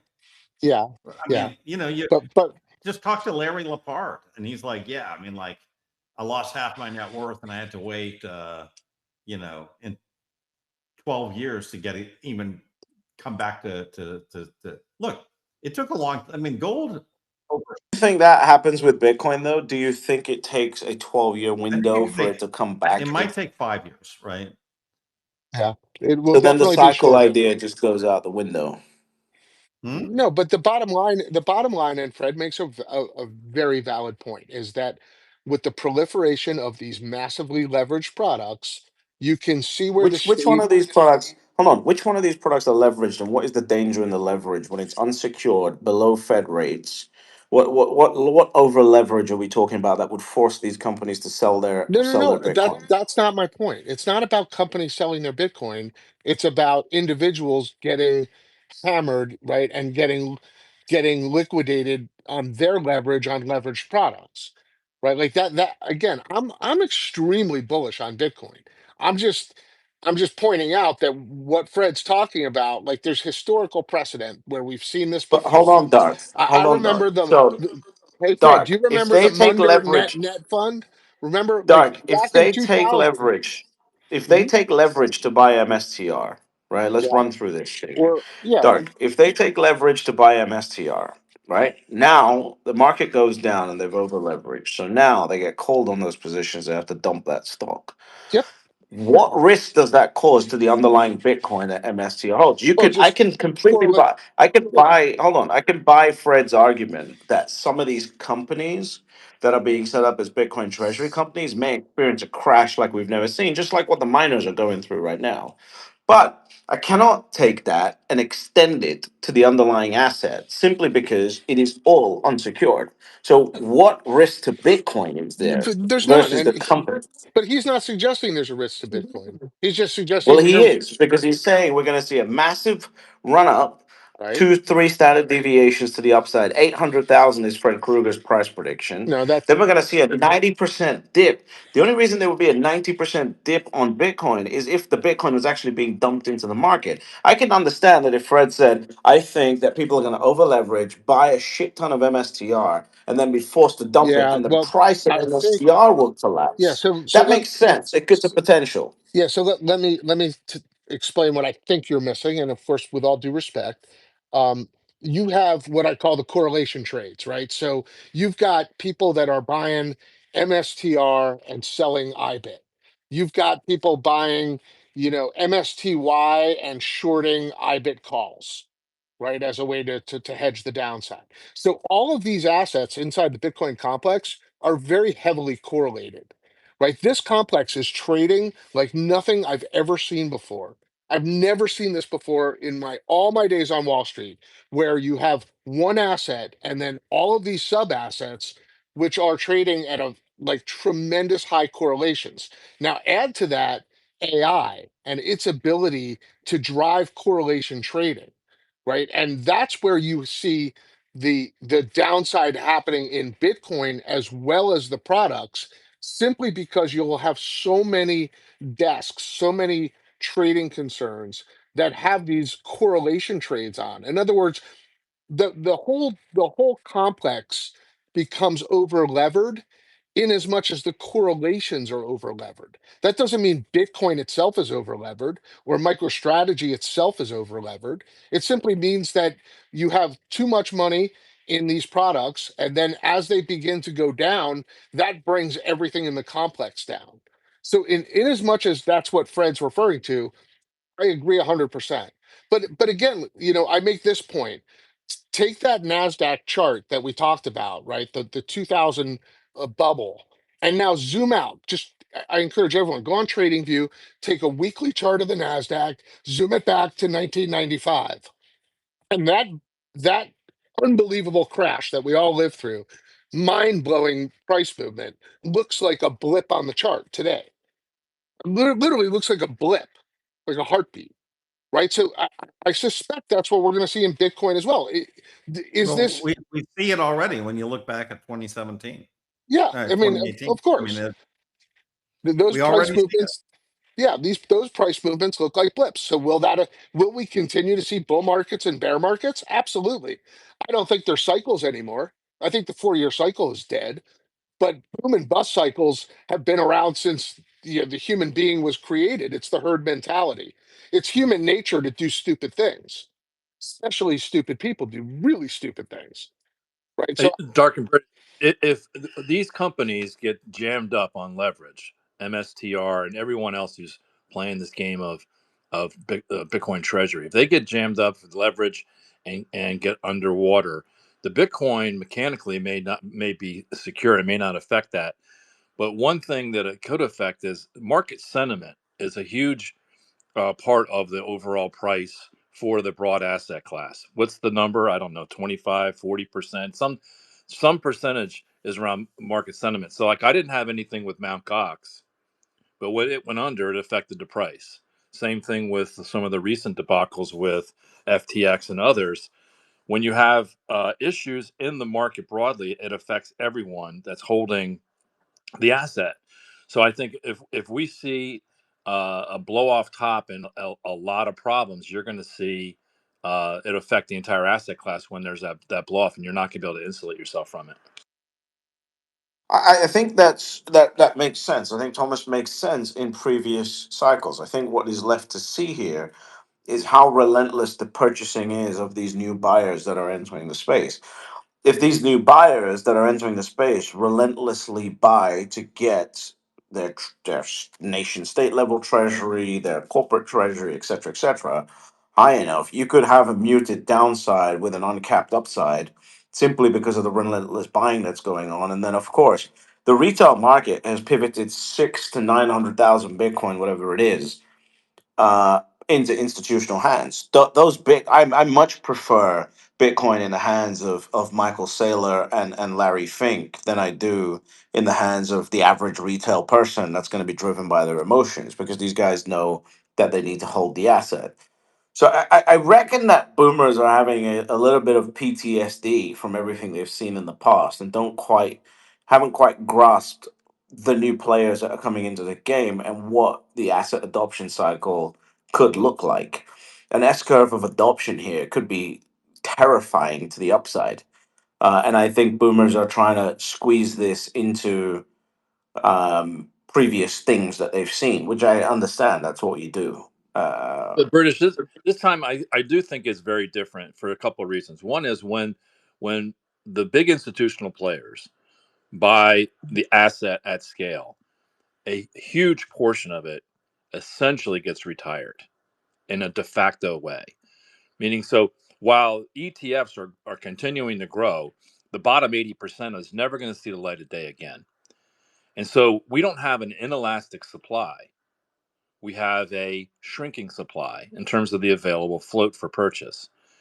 And So as now you correlate that with what you said before, because they don't align. no, because but I'm all I'm saying is we have to take into consideration market psychology of the participants, and that includes everybody.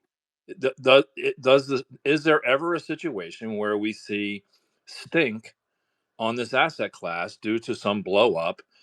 Let's say that MicroStrategy blows up for some reason.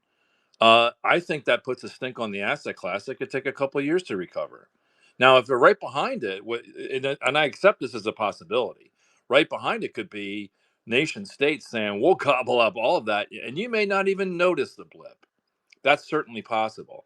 But I do think we have to take into consideration the market psychology of this asset class, because it's very strong right now.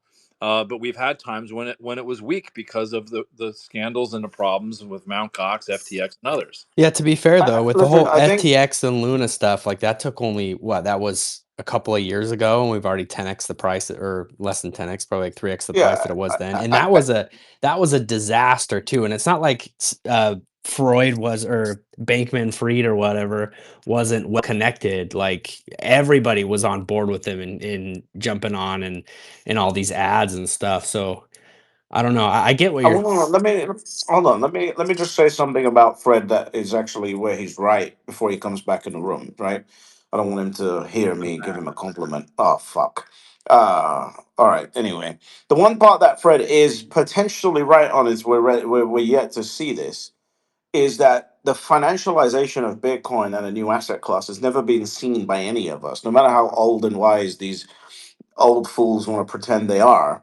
They've never seen this. They've never lived through this. None of us have. And so it is going to be a journey for all of us to see how this financialization occurs. And that I agree. I think there's risk. I think there's danger. And I think you have to be very careful about how you position it. So I think that he's right on. Yeah, British. Let me take your side on one part of this argument, which is that unlike in 2000 with the internet bubble, where Wall Street could just print more and more internet stocks, essentially creating more and more currency. In the case of Bitcoin, as you've so eloquently pointed out, as the Bitcoin ends up, as spot Bitcoin, right, ends up in stronger and stronger hands, any downside move becomes naturally muted, right? Like that's just a fact. That's what the difference between scarcity and between infinite printing looks like. So I Yeah, think I agree, Dark Side. But let's go over Thomas's. Thomas made this great post, and when I jumped in, you guys were talking about his post, but I really liked his sort of scenario analysis. And I think we have to assume that we're going to get it at some point. Look, the average person right now is not interested in Bitcoin. Their Google searches are not showing up Bitcoin. But at some point, in Thomas's thing, I think it's like stage 5. you get some retail frenzy. They're late, but then they come in strong. And I do think that we're going to probably see that. Now, if we get people going in super strong and discovering these, super leveraged products like, 2x leveraged MSTU and so on, uh, you know, that's when you get these blow off tops and it's a retail driven product and it's not super strong hands. These guys will come in because it's going up. They're going to necessarily understand about Bitcoin. They're just going to be like, oh man, what is this thing? I thought it was dead. Oh, it's going up. It's going up a lot. Let me just pile into this thing. So we're not there now, but I do feel like we could get Right, there. this is another misnomer. You're misrepresenting what's going on. MSTU is a $1.88 billion asset. Like, how big do you think that needs to get to truly affect a $2 trillion asset? Like, what does it need to be? $50 billion, $60 billion Well, of leverage here's the unwinding? thing. We don't know what like some of these look, these things are new all the time. We've got this 21 I thing just didn't even think you're exist fear 3 mongering. months I ago. think you're fear mongering right now.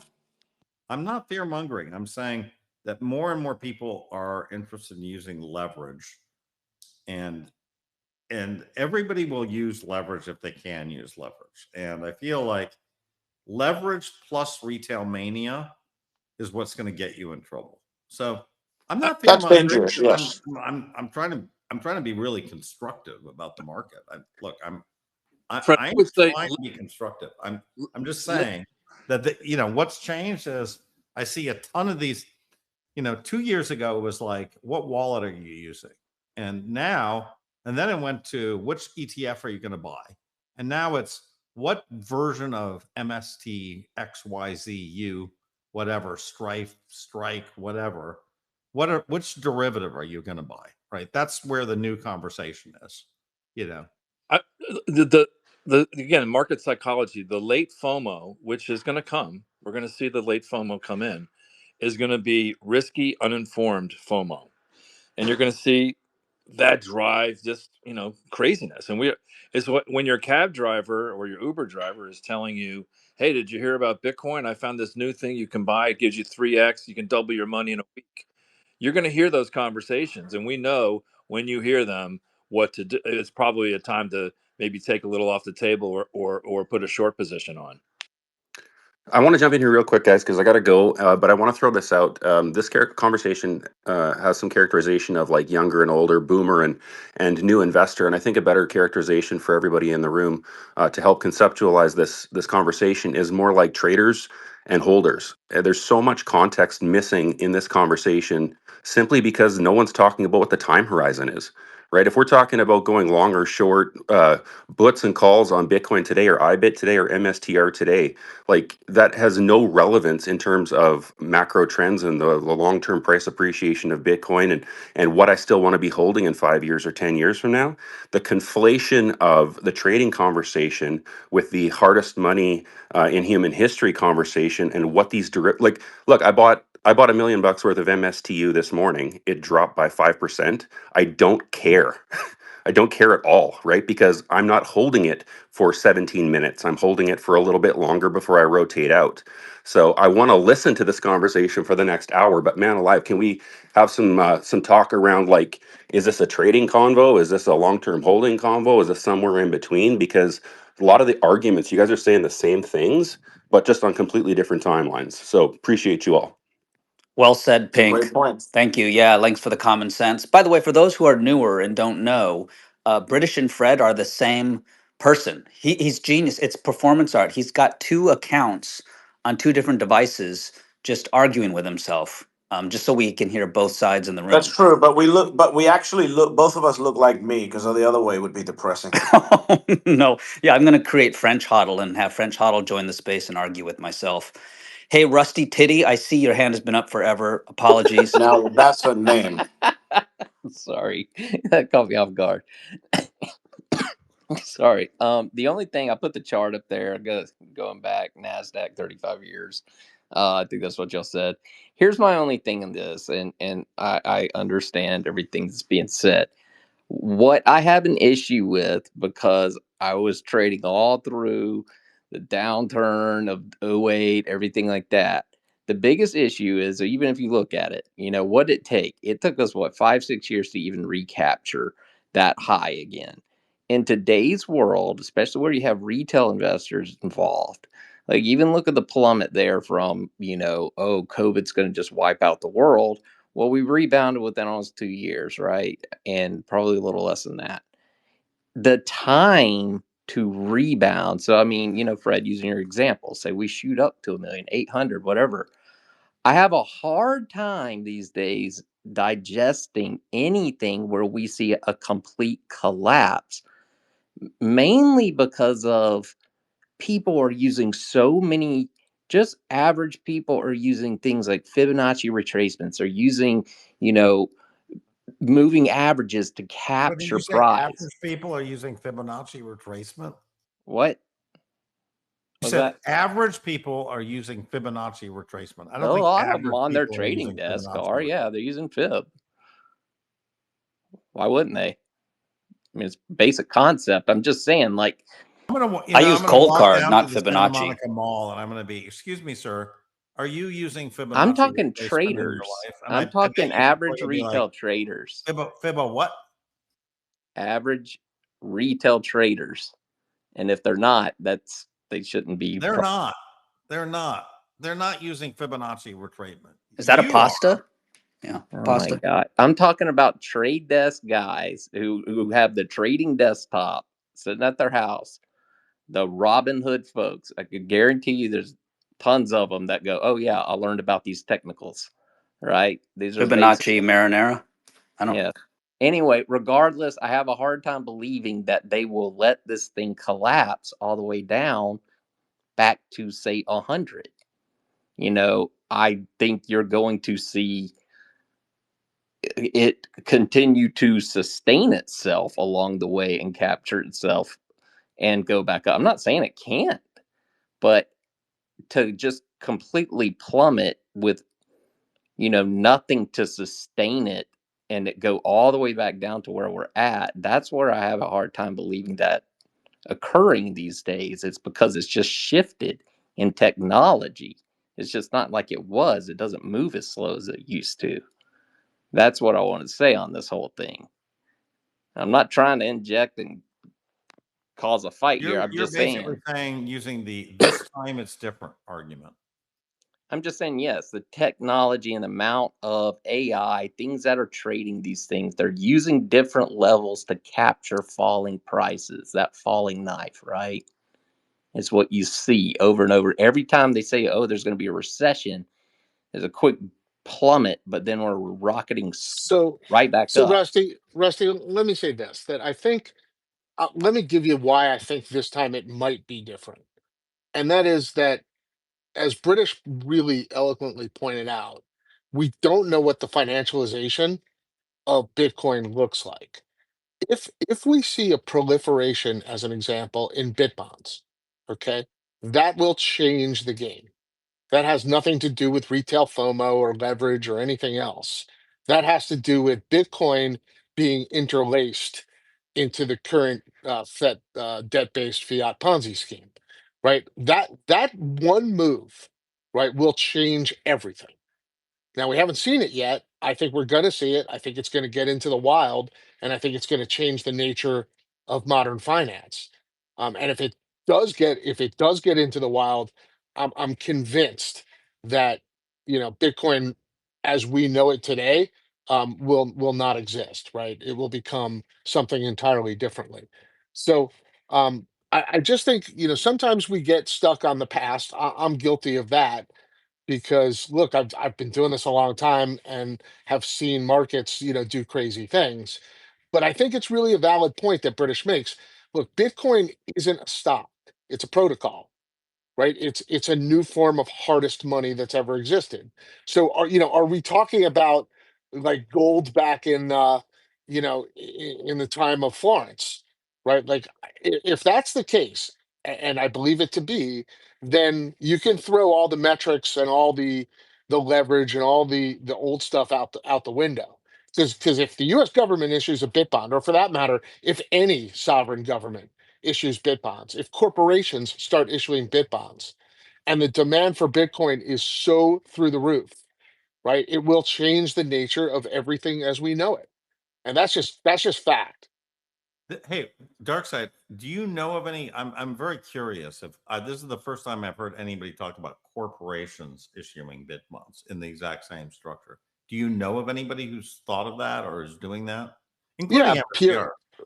Pierre Richard has talked about trying to raise $1 trillion to do it, but I think more likely you'll see it come out of one of the Bitcoin treasury So companies. Riot might do it. Is what you're saying? No, I think it comes out of one of the actual Bitcoin treasury companies, like a MicroStrategy, where they have the Bitcoin, right? They already have the Bitcoin.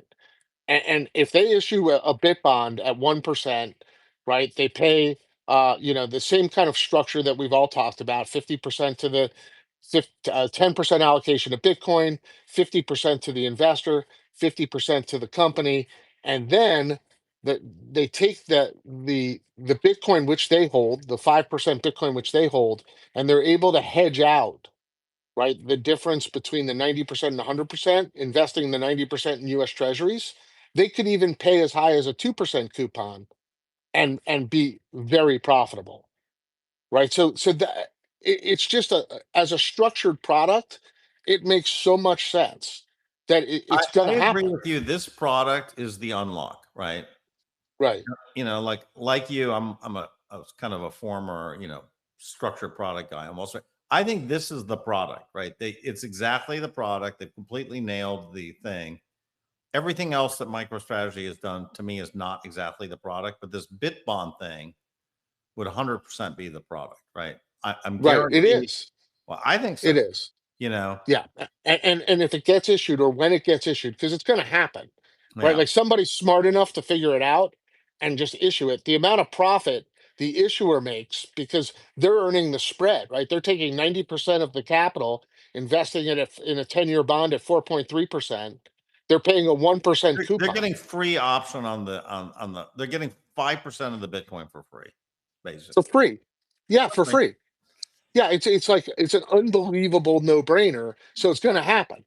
Right? Somebody's going to pull the trigger. I don't know where it comes from. I don't know who goes first. The other thing that happens is once that goes first, and well, and and that thing, SoftBank would seem like the kind of company that might yeah, do. look, it could come from 21, right, which is SoftBank money. I don't know who's going first, but Yeah. once it happens, and the what people fail to realize is that unlike a traditional bond, where as the yield goes up, right, Mhm. the price of the bond goes down, right? That's not really the case in a bit bond, right? Because there's a kicker at the conclusion. So it So trades I like, think you said really in fast, but I think this is a really good point. 21, SoftBank, Tether, Jack Mallers, they're not only going to be innovating and just copying MicroStrategy, they're going to change it up a little bit, right? And I definitely think they could offer the killer financial product that MicroStrategy has not been able to deliver, in my opinion. yeah, This yeah. And might I be would it. just say, This yeah, might be yeah. it, right? And we've talked about the warrants and everything, but like this might be it. I think they've been playing around with structures. MicroStrategy has, but it hasn't gelled into kind of the retail structure that I think. But I think this Bitbond thing is the absolute retail killer app. You know what I mean? In my opinion. Well, it's more than a retail killer app because think about what it does to home prices. What does Right. it do to the existing bond market? What does it do to the stock market? If you can buy a bond that's Right. composed of 90% treasuries, right? Yep. Guarantees repayment of principal and is Yep. earning north of 10%. That changes the entire world finance system. Well, y'all know if you're fixed income guys, I know because I dealt with fixed income. The thing that Saylor said at the end of the call was begging everyone to go out and get the ratings agencies to get on board because they're not rated, so they're gonna have to rate the debt. And once that occurs, that's gonna be just Again, but you're missing the point, Rusty. Yeah, these are what am I Ratings, treasuries. missing? That yeah, yes, because I a bit understand. bond is composed of 90% treasuries. You're talking about So treasuries. I'm saying getting Yeah, it but the why? wiles.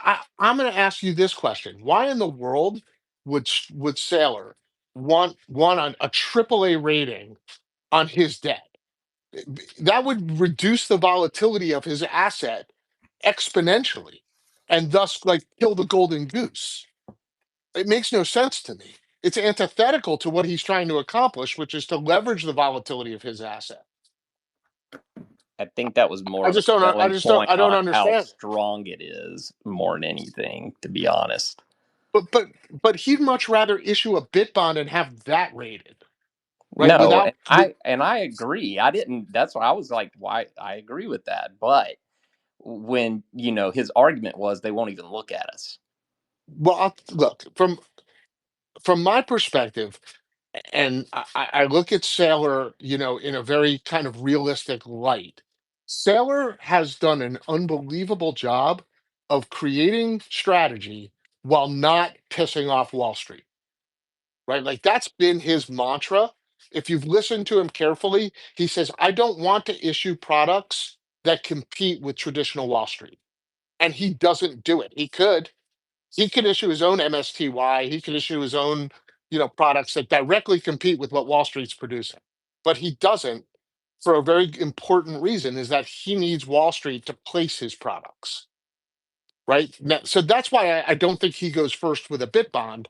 I think that because a bit bond, again, to Fred's point, it is such a game changer. It is so disruptive to everything. Well, It's not It's the again, first I time it's the agree not with you speculative on attack that. touches the fixed income market. I mean, it's the first time the speculative attack touches the fixed income market. And the income market are, quote unquote, the adults in the room in the sense that that's where a lot of the financial, well, let's say, consistency and stamina and the financial engines actually are stored. It's like where the backbone is. It's not in the equities market, it's in the bonds market. And this would be such a killer product that adoption would be fast and furious. right, and have extreme consequences to existing assets. I mean, the idea that I'd go out and buy a rental property when I could buy a bit bond that earns 11% or 12% is crazy, right? What would mortgage rates go to if you can earn 12% buying a bit bond, right? The problem is that this broken fiat debt laden Ponzi scheme gets exposed the second you introduce a bit bond. The US Treasury market gets exposed, right? Because again, if you can earn money at 12% with a guarantee of return of principal, well, that means that you're never going to buy a US Treasury at 4.3%, What I was right? saying, And that Dart, is Wouldn't you get a quick question on this? It's relevant to what Dark was just talking about. Because I'm no expert here, so I'm always trying to learn. Wouldn't a bit bond, if it takes demand away from the securitization of mortgages, actually make mortgage rates go up while at the same time housing prices would go down? That's just kind of the way that I would see that moving because people would be gradually transitioning away from using yeah, housing as their store of value. But that also means because you're not securitizing a bunch of mortgages on the back end, which artificially lowers rates, that the rates would actually go up. Man, they that's go a through great thought. that's my point. Like the introduction of bit bonds crashes the housing market, it crashes the stock market. And that's not the fault of the bit bond, right? That's the fault of the fiat Ponzi scheme. That if you put hard money into the fiat Ponzi scheme, you break it. It's so broken, right? This is the point I make with Joe, right? Like when he says it's not a Ponzi scheme. Well, if it wasn't a Ponzi scheme, then I should be able to introduce a bit bond without destroying the rest of the financial system. well, Dark. I think that's the, I agree with you on the bit bonds. I think that's the conundrum there. Like, it is kind of almost like a silver bullet. But listening to Sailor at the end, what he was talking about, I think his whole idea was, look, I got to get MSTR rated, and then I can go from there, and then we can start looking at rating. Others can get their products rated, using the bonds or any of the fixed income they have, like the zero coupon, if he can issue them at, a lower tenor, or it just depends how he's going to do, if he's going to continue to do the zero coupon. But I mean, I'm sure he would. But the thing is that the duration's going to dictate that. So his whole comment at the very end, and I always try and listen to that, was, I'm going to continue to create things that are going to expand the volatility to create better return using Bitcoin. That was kind of big thing there at the end. But his whole scheme was, we got to get rated, we got to get this looked at. And you're right. No, bit bonds they're a they're a force to be reckoned with if they're taken on by the treasury system, and they really are. Again, it's not going to, we already know based on what we've just described that the US government can't go first, right? That's like shooting yourself in the face. But the problem is somebody's going to go first. I don't know that whether, I imagine it's going to be in the form of a structured product, right? And it doesn't matter who goes first, because once they're in the wild, the demand for them will usurp anything the market's ever seen before. Fred. Fred, we hear your blinker. Yeah. Your left blinker's Hear on. me? Oh, okay. Hey, can you hear Yeah, me? here you go. Oh, yeah.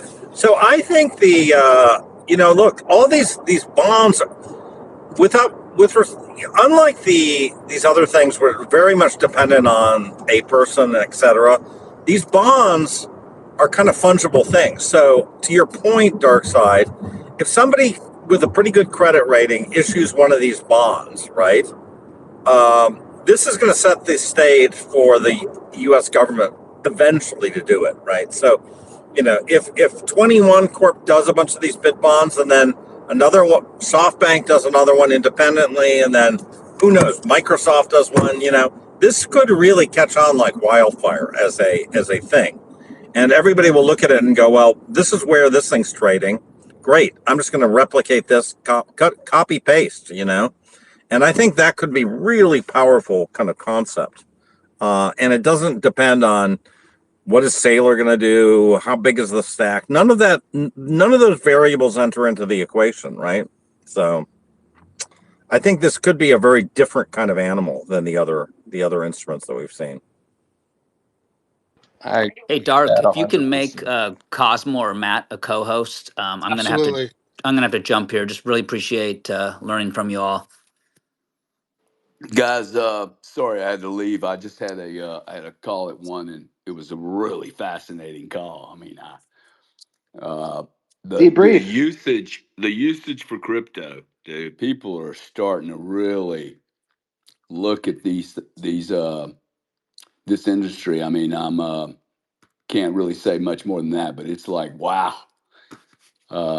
There's just to Fred's point earlier. Hey, there hadn't been much M&A. I think there's getting ready to be a shitload of M&A, and different approaches to embedding crypto into. I mean, maybe some of these altcoins are going to make it, because there's just applications that they're not going to use Bitcoin for. So it's sorry. Anyway, sorry to interfere and interrupt on just smashing in. What are you guys talking about? Bit bonds. We were talking about bit bonds, but I'm actually curious what other people have Me, to say about this. But I think with like the altcoin stuff that you're talking about, Gary, I don't really see a use for kind of like an outside token like that. All of these things that people are building using crypto, it feels like can just be built on top of Bitcoin. And I haven't seen a good usage of these cryptos that I feel like could have been built on top of Bitcoin, because most of them they're just businesses, right? They're not decentralized like Bitcoin is. There was no immaculate conception. It just seems more like a company, all of these other coins than like a decentralized currency or whatever. Well, I think there's another angle though to crypto that the crypto centric people don't always think about, which is what if the baseline efficiency, for lack of a better word, and friction is so high in the legacy world that even a dumb stable coin or a dumb, a dumb token that has rails, it has some scalability, it's been tested over 6 or 7 years. Is that a better tool to use to exploit right now, probably 20, 30% margins? I mean, when the producer is having to give away 30, 40, maybe 50% of the margins to middlemen, and the average ticket is, call it $80 or $25, dude, there's a lot of margin for somebody to take out, right? Through that inefficiency. I think that's what some of these tokens are going to attack, is just the gross inefficiency of the legacy system. $35 wire fees, shit like that, right? And time. But why not a stable coin or Bitcoin, I guess, is the question that I think Cosmo was asking, right? Because I think pretty much any of us up here would say, yeah, stable coins are probably here to stay for at least a decade, if not longer. And then obviously we're all Bitcoiners. But aside from those two use cases, at least I personally haven't seen anything that was compelling to me. It sounds like you have seen something that's compelling. So I think that's kind of what Cosmo was getting at. Yeah, Well, because yeah, go I ahead. mean, just you start thinking about a migration from credit card transactions, right? You got to remember these are global. So, what if a couple of verticals that are very, very expensive moved over? Is Bitcoin capable of doing transactions? They do trillions of transactions a year, man. Is it? Yeah, And by the way, is it the best use case for Bitcoin? I mean, I have never believed that Bitcoin had to be the only tool in the box, right? That I could have a savings tool, and I could have I have a bunch of different weapons, right? I bring or a plane, right? You have different missions, yeah, I think the way that I look at it is like, what are you? I think of it kind of like a train. Like, what are the rails and what are you putting in the train, right? In any of right these up. circumstances, when you're talking about transactions, like the question is like, okay, what are you transacting, and then what are the rails, right? So what I always want to be transacting is money.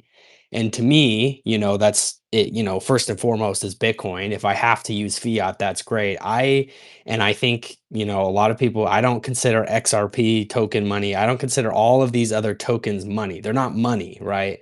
And so ideally what you do is you construct rails and a train that can transport, in the current system, fiat or Bitcoin, right? So in my mind, all of these like transaction things, the question is like, okay, what can we build to move Bitcoin faster instead of, and this train full of garbage moves, we can just send that instead. You know what I'm saying?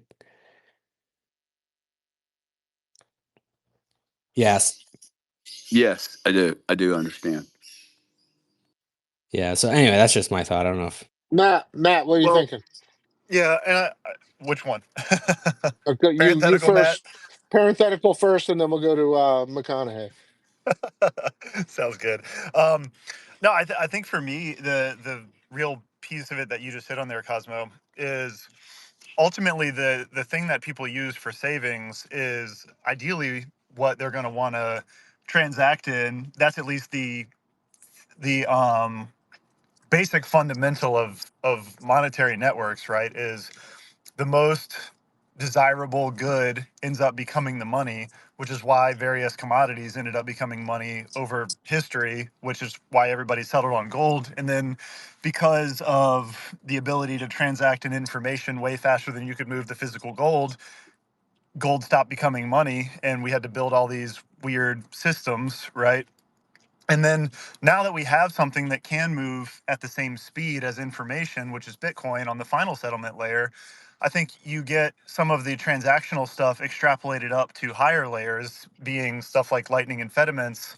And there are rapidly developing new, let's call it applications being built on basically lightning that I think fulfill that role and can actually end up processing the number of transactions you're talking about, Gary. And I think the concern that I would have from, let's call it a maximalist position or point of view, is that while some of these other systems may very well be able to process a lot of transactions, the concern that I would have generally is what is the keeper of the total amount of transactions, or the total transactions actually, the person who's keeping that information, are they trustable? And the problem is you generally have to trust somebody, a third party. And the whole point of Bitcoin is to not have to trust a third party. And a lot of those systems, at least the way that I've seen all of their infrastructures, they end up only having like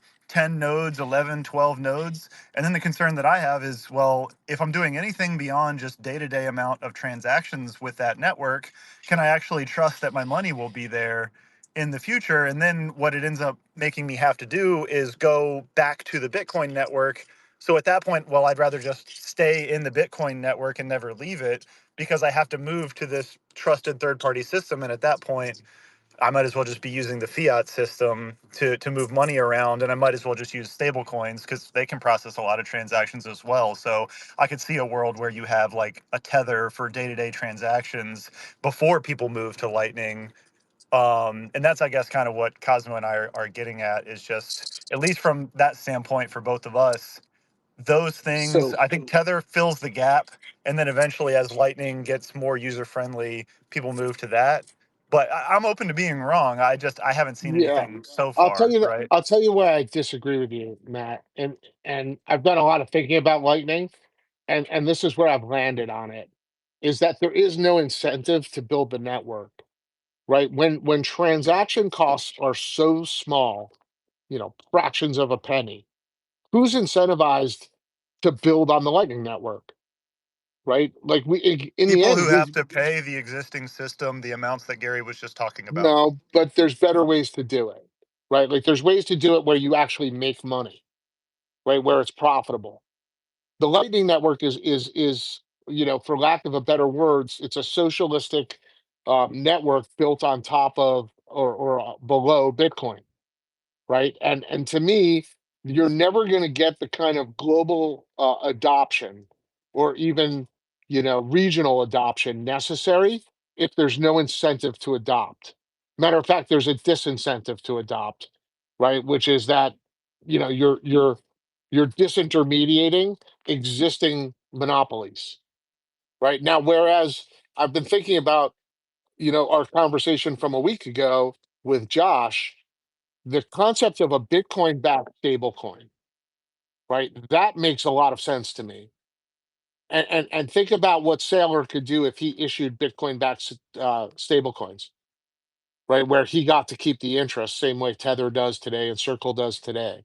First of all, how profitable would MicroStrategy be, right? And this would give you a way to kind of solve the transaction problem, the delayed, the block size issue. So I just don't, in my mind, I still come back to the fact that we live in a capitalist society, and that in order to have progress, there needs to be incentives, right? And without incentives, you end up in a system that just everybody's fighting against, not fighting for. So I don't disagree with the incentives piece of what you just said. I would just say that probably the area we do disagree on is what you just said, which is that there's no incentive to build on that network because effectively you can't rent seek on it. And I disagree with that. I think that there is enough cost, which is what Gary just pointed out, that there is an incentive for people to go, I don't wish to pay these credit card companies or processing companies the amount of fees that I'm paying them. Yeah, but And I agree with you. I wish the world was such that everybody out there had your talents, had the ability to launch a node, open channels, right? But that's just not reality. That's not the way the world works, yeah, but I'm right? not saying everybody needs to. So You let just me give need you another example, right? And I learned this lesson back in 2019, right? We developed a really, really slick um, authorization system for networks, your ability to get onto a network in a secure way more secure than two-factor authentication. We use distributed ledgers. We use all kinds of really unique concepts in IAM technologies, right? And you know what we found out is that the market just doesn't give a shit. They don't care. It, so the markets, from the market's perspective, think of it as a scale with the two weights on either side. On one side, you have security, and on the other side, you have convenience, right? The market is not willing to give up on convenience to gain security. They're just not willing to do it. Like you can Completely build, agree with that, by the way. right? Completely agree with that. And that's why I'm kind of coming back to where Gary's coming from, which is that they're going to develop products and they'll be on shit blockchains, Ethereum, Solana, whatever. Who knows? I mean, as we know, every one of those chains can be replaced tomorrow by a chain that's faster, stronger, quicker, whatever, right? But in the end, stable coins work on them. They're very fast, right? And that's how money's going to move around, at least for the foreseeable future. Like we're not going into a Bitcoin only world. That's just not happening anytime soon. So if you accept that premise, then the concept of these stable coins, right? And I see the biggest threat to Tether coming from a Bitcoin backed stable coin. Why in the world would I want to hold dollars when I could hold Bitcoin? Right? Like that just makes that's common sense to me. That's Gresham's law. So I'll just land the plane there. Matt, we were gonna go to Well, you kind of McConaughey. just made my argument at the end there, though, when you said you want it to be on Bitcoin. So why not just use Bitcoin? That, I guess that's just where my confusion comes from, and I think we agree Again, because 99% of the way because there. because the way Bitcoin's constructed, it's cost prohibitive, right? So, and I Not on just don't. higher layers, though. No, That's what I again, don't get. yeah, again, where I disagree with you, I don't think that there's going to be the build out, the like none of the major players, whether we're talking about like Apple Wallet or Google Wallet or traditional banking rails or anything, nobody's incentivized to have Lightning grow. No one, right? It's a counter culture, counter big business movement. And while I appreciate it, I love the concept of Lightning, and I love the concept of Fediments. I love I love the way people are thinking about it. In the modern world we live in, there's a counter incentive to see those things grow, right? Like there's By that no argument, there's a counter incentive to see Bitcoin enter the system because Well, but they it's can't in stop it. opposition. I couldn't agree with you more. Like I Right? couldn't agree with you more. But that, believe me, why do you think they started Choke Point 2.0? Why did FTX happen? Why did Celsius happen? Do you think that the powers that be didn't know? Why were they debanking anybody involved in Bitcoin? Right. Well, they did. The Fed tried everything in their power to stop Bitcoin, and they can't. Completely agree. So since they failed, right, they're now going to go after the Bitcoin payment rails, right? Because we know it's not going to be the main chain. That's just not going to work out.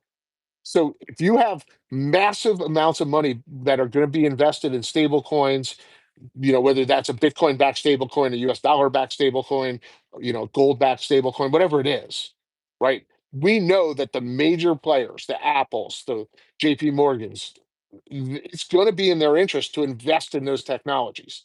It's not in their interest to invest in Lightning or any layer two, right? I guess that's the point that I've kind of landed on. I wish I was wrong.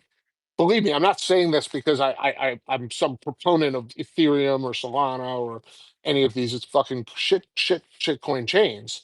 It's just that this is how I see the world, right? Like I'm viewing the world through the lens of a realist. But Doc, don't you think that the adoption's happening in the global Yeah, south and in Africa, and that over time those markets will be big enough for there to be an incentive? yeah. I mean, I think that there's adoption where out of necessity, not out of desire. But once these stable coins kind of gain real traction, and remember, stable coins are really big in the global south too, right? And not Bitcoin, not lightning backed Tether. I'm talking about Ethereum Tether and whatever else they use, Tron. I don't spend my time in that world, but And Wait, and to your, I don't think the people that are using it care what it's on, right? Because they just view it as access to the yeah. dollar Look, in system. the They in the just end, want I want to dollars. I want to walk into a store and tap my phone. Like, I hate to say it, but that's what I really want. Like, it's convenience. We agree on literally everything. I Yeah, just I think know, maybe I on know. on a different time scale, because I don't think, by the way, just for clarification, it's even in the next 5 or 10 years that you're going to be making Bitcoin Lightning payments at Costco, right? Like I Yeah, don't. it's just not I, like, again, it's not that's going to not happen. happening. Yeah, I don't it's think not going to so. happen. Right. No, but what I'm talking about on a little bit longer time scale, I think I Yeah, view well, basically I view basically the stable coins as a transitionary period to actually allow the current administration and possibly subsequent administrations to move the dollar system away from being the global reserve asset and trying to have it be the global payment processing network on the back of stablecoins, which is why they want this stablecoin bill through. And it's also why Bassett, when he was before Congress last week, mentioned the stablecoin bill 3 or 4 times unprovoked. Like, it seems to me really important that it is very important for them to get this through because they view it as a new non-sovereign demand for treasuries. And I think that's because they recognize that they're basically going to have to devalue the dollar compared to other yeah. currencies if they No, want to you're right. reshore manufacturing, You're right? right. I think it's going to be, for the foreseeable future, it's stable coins. And, I encourage everyone to And just go through the mind exercise of what a Bitcoin backed stable coin looks like.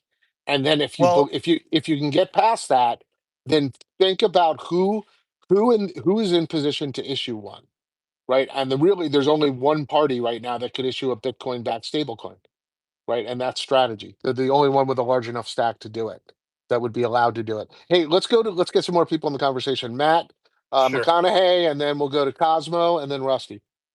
I love this conversation, by the way, and I think it's cool how the Bitcoin community can have reasonable people that disagree, but do so in a respectful way. So that's pro Bitcoin. Anyway, how cool is it? Speaking of cool, that we're talking about technology actually changing the way that money works. Like, I was talking about this recently, but technology has barely touched money, and not really recently, right? We went from barter to shells to coinage to paper to fiat, ferry, credit-based money, and we're finally at Bitcoin. And it's weird that technology hasn't focused on money because the largest addressable market in the world isn't AI or robotics or housing, it's money. And money is a universal API for needs and wants. It's how trust flows through society. It's like a clearinghouse that prevents the inefficiency of barter. And how good money, let's define it. Good money prevents inefficiency of third parties, even centralized party. It lets, let's call it inefficiency because theft is not a nice thing to say, but that's what's happening. They're printing away your wealth, right? If they print a bunch of money and they lower the value of each unit of wealth that you have, then all the savings and all the income that you've earned and all the economic energy that's been passed on to you from your parents and all the hard work that you've done, it's all just been taken from you. And since we're all in this kind of weird game where we convert our time into money, if they lower the value of the money, tell me they aren't stealing our time, which basically means our lives. But anyway, great money, which is money we never had before Bitcoin, can also be a store of wealth, a medium of exchange, and even a universal collateral layer. Paper money is great, but it can't be a universal collateral layer. So why is Bitcoin going up? Why are we all here? Because there's three channels for adoption. There's individual, corporate, and sovereign. And so Bitcoin, when I first started, like, I got in Bitcoin in 2013. Bitcoin was around obviously like 4 or 5 years before that. For the first like 10 years, 12 years, Bitcoin was individuals only, retail only. And then in the last 3 to 4 years, we're seeing more surface area, more architecture with the corporates and the sovereigns. And corporate's really interesting. It's the most exciting because corporations are actually just magic entities that are just people playing different roles and talking to each other and working, collaborating, making more value, which is just what society is. But anyway, these Saylor's amazing because he's selling into corporates, but then all the individuals are getting orange pilled too. So that's why I think corporate's our most important adoption channel. But anyway, corporate's got BTC treasuries, BTC banks, companies that are popping up just to create capillaries between Bitcoin and real estate and Bitcoin and bonds and Bitcoin and art. I mean, anyway, you can see corporate is where a lot of this energy is flowing in, and there's so much more channels opening up. And then I'll end here, right? Sovereign used to fight us. They used to regulate Bitcoin. They used to attack our infrastructure. They used to debank people. They used to make our lives miserable. And now the most powerful country in the world, in the history of the world, America, has a Bitcoin strategic reserve. The son of the president is in a Bitcoin mining consortium.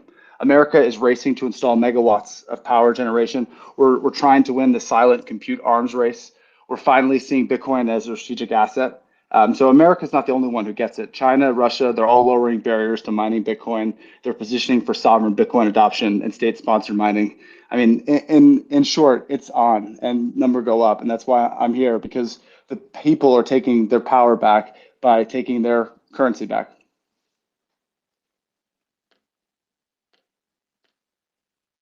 Thanks, Matt. Cosmo?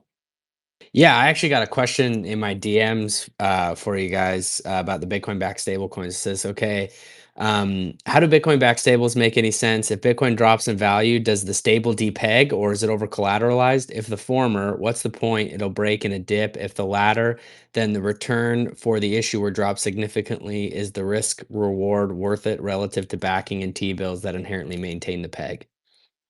So that speaks to the point I wanted to make. There are currently projects out there that are using Lightning to achieve this, and so to dark side. I believe our dark side was saying that strategy would be the only one in position to do a Bitcoin backed stable. I would argue that Bitcoin developers are already doing this with Boardwalk Cash. So you can currently go to Boardwalk Cash and set up a Lightning channel that is a stable Sats US dollar channel. So I think this is a interesting question just because there's going to be the programmatic way to do this, there's going to be the trusted way to do this, and there's going to be the trustless way to do this. Yeah, but again, that's on Lightning rails. And since Lightning rails can't buy anything, and there's no incentive, again, going back to the incentive, there's no incentive for any merchant to accept Lightning, right? So, you just end up in this kind of uh, floundering around world of Lightning rails. Whereas I believe with the stablecoin bill and as stablecoins proliferate, there's going to be demand for them. And just to answer that question, Cosmo, the difference is that the issuer of a Bitcoin backed stablecoin, right? When the money, so imagine Sailor takes 1,000 Bitcoin and makes them available for a stable coin, creates all these stable coins. People give him US dollars to buy the stable coin. The stable coin is backed 1 to 1 by Bitcoin, right? And that Bitcoin would need to be put in a wallet with proof of reserves. Now, once that happens, Sailor's got your US dollars and he's able to buy treasuries and earn interest the same way Tether does. The Bitcoin backed stablecoin would match the price of Bitcoin 1 to 1, right? It doesn't match the price of dollars. So would it be more volatile? Yes. But in a world where the So this is treasury this is value, more like liquid than Tether, is what you're saying, like the liquid network. yeah, I guess, but it would trade on traditional stablecoin rails, right? And I believe that within a few years, you're going to have Tether and USDC and other stablecoins in Apple Pay, in your Apple wallet, right? Like you're going to be able to spend them, seamlessly. And that goes back to the convenience versus security issue, right? Like I think that people would be more apt to use Bitcoin or Bitcoin backed stablecoins and hold them as their cash, so to speak, if it was convenient, Wait, right? And right now it's just not. I'm not how is this understanding different a from? Bitcoin backed stablecoin that is a peg to Bitcoin. I'm not understanding that. Different from what? How is this different from liquid? That's my what you're describing to me sounds like liquid. Heck, eCash does the same thing. I mean, like eCash is essentially you're giving up decentralization for centralization, but you gain an anonymity set. So how's It's this it's a different? it's about the rails, guys. It's the rails by which you can spend them. Like I just said, with stable coins, very soon you're going to have Tether, right? In be able to put it on your Apple wallet and be able to walk into a merchant and tap and buy, right? You can't do that with eCash. You can't do that with Liquid. You would be able to do that with, a strategy stablecoin, right? Because it's a stablecoin. They're gonna build the rails for stablecoins, whether you like it or not. Whether that's just coming. We all see it coming, right? So that's where this market is headed. There's going to be a tremendous proliferation in the convenience around the use of stablecoins. Instant settlement, right? You're cutting out all of the bullshit banking layer, right? So there's a big positive to using stablecoins. I'm questioning Dark, but is that why Tether's taking all its excess profits and buying Bitcoin? Is that the transition they want to go to? Yeah, I can't get into their head. They're also buying gold too, right? So, again, I really do believe you're going to see after the stablecoin bill, within short order, you will see Bitcoin backed stablecoins. But I think that's just a natural market force. You'll probably see a gold backed stablecoin too. I know people don't like it, but you cannot like where the future's headed, but that's where the future's headed. Okay. Oh I wait, think wait, wait. Just let me ask a couple questions on this because I might be retarded. So like if I y- well, that's definitely true.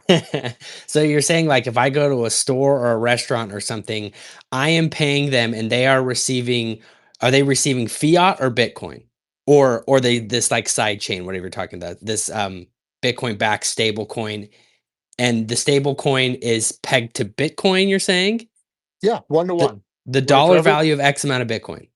Yep. So if you create think about creating a stable coin, it's pegged to the dollar. You would create a Bitcoin backed stable coin that's pegged to the price of Bitcoin. Okay, The so merchant, yeah. the merchant would have the ability to elect to convert or to maintain the stable coins. And that would S- be true. That's true in all that those are the rails that are being built out, right? Like they want from the merchant's perspective, right? They're getting final settlement right away, so that makes sense for them. You can see where the thing about stable coins that's going to make them work is if you study the incentives, right? There's incentives for everybody in the system to accept stable coins, except of course, Visa and MasterCard, but they're going to get cut out, right? They already have a monopoly and this is going to eat at theirs. Well, I'm just confused because what you're describing already exists in Liquid. So what you're saying is it's from like Mastercard or someone like this who has already network effects among merchants and things like that, and can implement this on a larger No, this scale than. this stable coins bypass the processors. No, I understand. I guess I'm just confused in terms of like adoption of this because I am confused how this is different from Liquid at all because it sounds like Liquid to me. Does Liquid trade on stablecoin rails? Liquid trades separate from Bitcoin, so effectively, It trades on its own yeah, rails, yeah, its own chain. On its yeah. own, right? So what's Yeah. the incentive? What, again, we're going back to incentives. What are the incentives for large corporations to adopt Liquid? No, so I guess that's where I'm going then. So who is building this chain and what gives them the incentive to adopt whichever other chain than Liquid? Like what is the Be- primary because incentives the over the two? because the because the U.S. government is pushing stablecoins. Okay. Oh, Right? okay. So That's it's the answer, right? got it. Like, and Yeah. and understand that the profit in stablecoins is ginormous because when you convert US dollars to stable coins, somebody is taking those dollars and they are buying treasuries and earning a shit ton of money in interest. So from a technocracy perspective, right, whether it's Apple or whether it's strategy or whether whoever does it, they have a massive incentive to issue these stable coins, right? Remember, stable coins are like cash right now, right? Like they don't pay interest. When you have a dollar bill, you can think of a dollar bill in your hand as a zero coupon, like a treasury bond or a treasury bill that doesn't pay interest, right? Like it's backed by the same Right. fa- full faith I and think Hey, credit. I think Dark, Dark. use a comparison real quick to if you go way back to cash money when it was convertible, to actual silver. This is backed right. You look on the actual No, words. I understand what a stable coin is. Don't get me It- wrong. yeah, Oh, I My know yeah, you question was understand. just the nature of the issuer is supposed to be someone with massive amounts of network effects because we have something similar, but it doesn't exist broadly because they don't have like the implementation of someone like the and U.S. there's but government or. more yeah, but more importantly, there's no incentive for anybody to adopt it. Another, like we have an old saying, like the first rat to the trap doesn't get the cheese, right? Like, Liquid has a great idea, but they don't have the rails. But for stable coins, the rails are coming because there's so much money and so much incentive for the technocracy to build the rails. It's just that simple. right? Like, economics is the study of incentives. So where are the So incentives? The incentives are going to the stablecoin industry. I think the important thing here for me is that the reason Tether makes so much, right, is because they're holding treasuries on the back end and just collecting all that yield while basically being a payment processor for 400 million users, right? And they're in that position where they can then take that cash and do whatever they want with it. And to your earlier point, they're stacking gold, they're stacking Bitcoin. And I think the only area we really disagree on, I think all of us have a pretty good understanding of how this works, that it's going to be coming to market, that more people are going to use it. We all agree on all of that stuff. I think the one area of disagreement is just, what will the actual rails be? Will they be rails that either Tether builds themselves? Will they be, like you said, some shitcoin, Ethereum, Tron, whatever? Or will it be Lightning? And I just think it will be Lightning. And I think that the beginnings of this are already in the works, because Tether themselves has said that they're going to and are currently experimenting with using Lightning to be those rails. And don't take it from me, take it from them. And I shared in the Nest from Bitcoin Magazine. This was in January of this year. And you can go on Tether's website and you can read what they're actually doing with Lightning. And so when you say there's no incentive, I would just say the incentive is that they get seamless transaction processing, and then they still get to collect that yield from the treasuries on the other end of it, and just use Lightning as the rails, which they don't really care if they make any yield from or not. I think that's just kind of the core of maybe my position or argument. And I think yours is interesting, Dark Side. And I think we actually, like we said, probably agree on 99.9% of everything else, which is exactly what's happening and is going to happen, which is also why I think the current administration has been so frustrated that the Senate blocked the first edition of the stablecoin bill, and they're now lobbying to get it back in for another vote, because it's really important to what they're trying to do right now, that the stablecoin bill actually get through, and that a lot of this stuff can be normalized and brought to market. But really interesting conversation. I always appreciate the pushback and differences, because it sharpens everybody's sword up here to have these conversations. So anyways, I'm cool with closing this out and moving to whatever y'all want to. I know we don't want to probably beat a dead horse here for too long, but anyways, that's just kind of my, let's call it, I, closing argument there.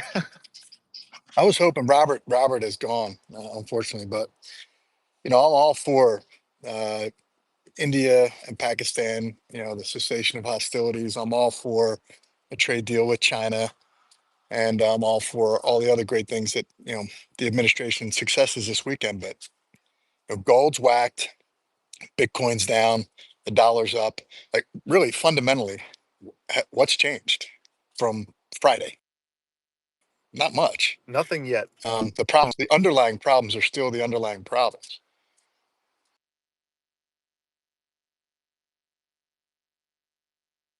Hey, Bob, I see you on stage.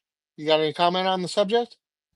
Yeah, I was gonna say Visa and MasterCard have been working on stablecoin rails for the better part of 4 years. So I think it would be, I guess I just don't think we should like blindside ourselves and say like the incumbents aren't paying attention. Now, the banks, a lot of them don't know what the heck's going on with the stablecoins, but I can tell you that like Visa in particular has been very defensive on this and have put billions of dollars into running their network over stablecoins. I don't know the full details, but if you look at the hirings that they've done, how they've reorganized themselves, the investments that they're making, and then the news, like they're not going to go away quietly. So I don't know. I just wanted to point that out. Not that the rest of the conversation was really good. I just wanted to chime in and I don't know, make that point that these guys they're going to run it on stablecoins in some form or fashion. That point exactly. Thanks, Bob. I agree 100%. Rusty, Yeah, and then Petra, and then Bit Petra. I was just gonna kind of close out on. it kind of speaks to the volumes of all this conversation with the older generation, the people getting involved.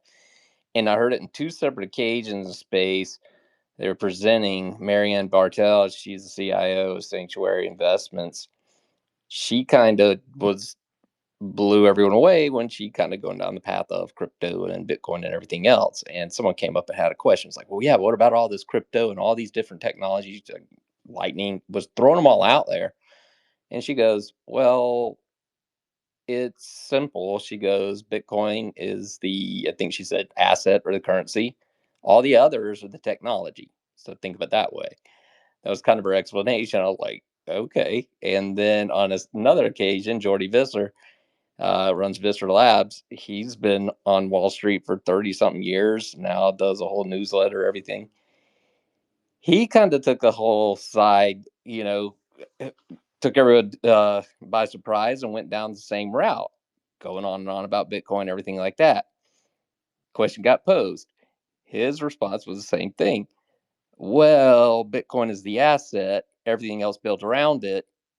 That is technology, ways to make money, of course, but it's it surrounds it, right? Just and he was saying, yeah, like you said, Visa and everything like that. Because you think of that conglomeration and all the ETFs and everything around, but no, this is the currency, this is the asset. So um, it's really interesting times. I'll just say that, and so it's good to be in this room and a part of it. So I just want to mention that. Thanks, guys. So real quick, I Thanks. just want to put out there a thought for the room that for the majority of the world, a brick and mortar bank will never be something they can see, let alone touch. And so the advent of a digital dollar that can live in their either head or in their smartphone is not a small thing. And with the advent of Starlink and what appears to be global ubiquitous connectivity to a cell phone, that means you can never be unbanked. Also seems like not a small thing. So whilst Bitcoin is amazing, the technology that Bitcoin is building is likely to build and raise people out of poverty, even without Bitcoin, like as a unit of account being in the mix. What I hope is that that becomes almost the Trojan horse for Bitcoin. Then once they go, hey, I'm in this digital dollar thing, what's running it? What else can I do with it? And the natural thing that you can do with it is go back and forth to Bitcoin with it, because that's what essentially is it's native in. So I hope that we can appreciate that while Bitcoin is amazing for those of us that can see the number go up technology part of it, the part of it where these people literally would have their life savings underneath their mattress, where it could be stolen, the wrench attack is a real thing for their lives on a daily basis. This is a technology that can lift them out of that. That said, I really, really think that the power that the United States government is going to have in the next few months to bestow upon the lucky winners those licenses to print USD, EUSD is going to be great, and I think it's going to be very interesting how they wield the control over that, because it's very clear that they are choosing the path of not a panopticon like a CBDC would be.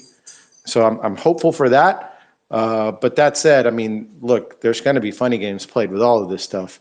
So get to Bitcoin get to the lifeboat as quickly as you can.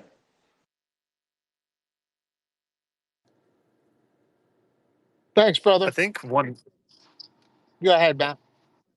yeah, I was just gonna say, I think one other really interesting angle of this that I just don't hear talked about all that much, but something I'd like to get your guys' thoughts on is as we move to this stablecoin dollar system, which is, I think, best viewed as a new offshore dollar market, because that's what it is, it competes with or possibly replaces the euro dollar, which had a lot of impacts on the US financial system because they were able to manipulate um, interest rates with the basically huge amounts of dollars they were minting. And it's what ended up leading to the Fed having to open swap lines with some European banks.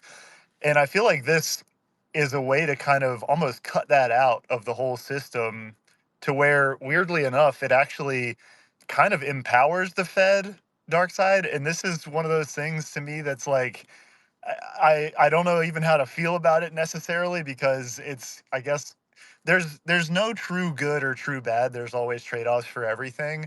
But the interesting thing here to me is that, in a way, it has the potential to kind of strengthen the Fed, because you have this new demand for treasuries that's global, that they can have a direct line to, where they don't even need to negotiate with or deal with the whole euro banking and euro dollar system.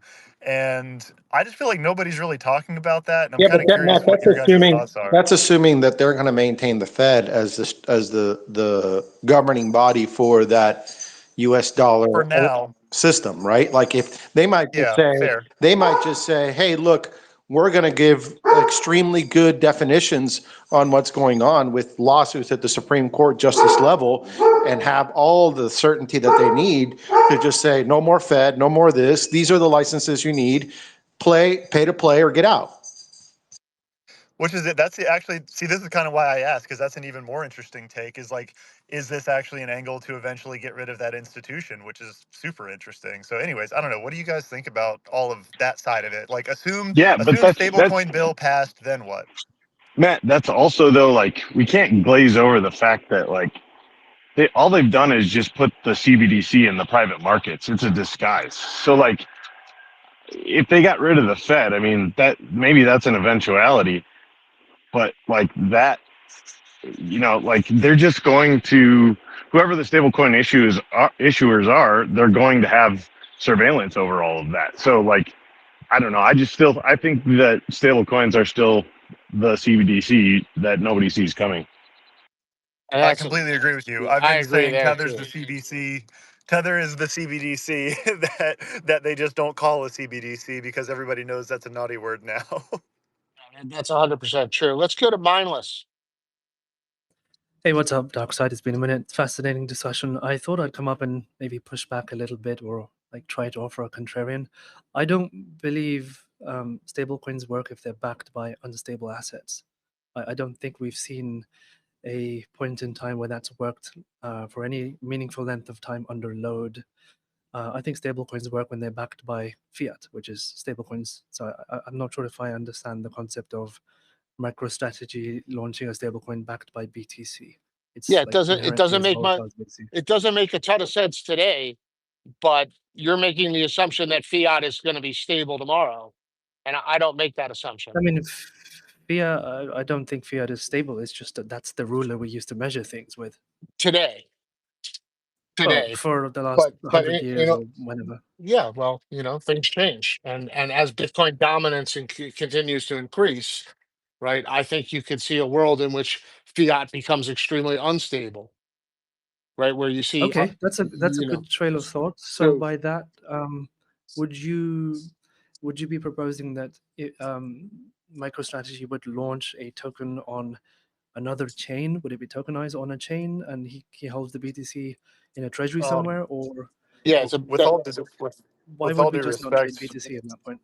with all due respect, mindless, we kind of had this whole conversation over like an hour. I don't mean to cut you off or anything. It's just, Oh, I'm sorry, my bad. um, no, because we had kind of tabled that and had moved on to other stuff. I mean, I think it's an interesting conversation, and it's definitely one that should be hashed out, which is why we did.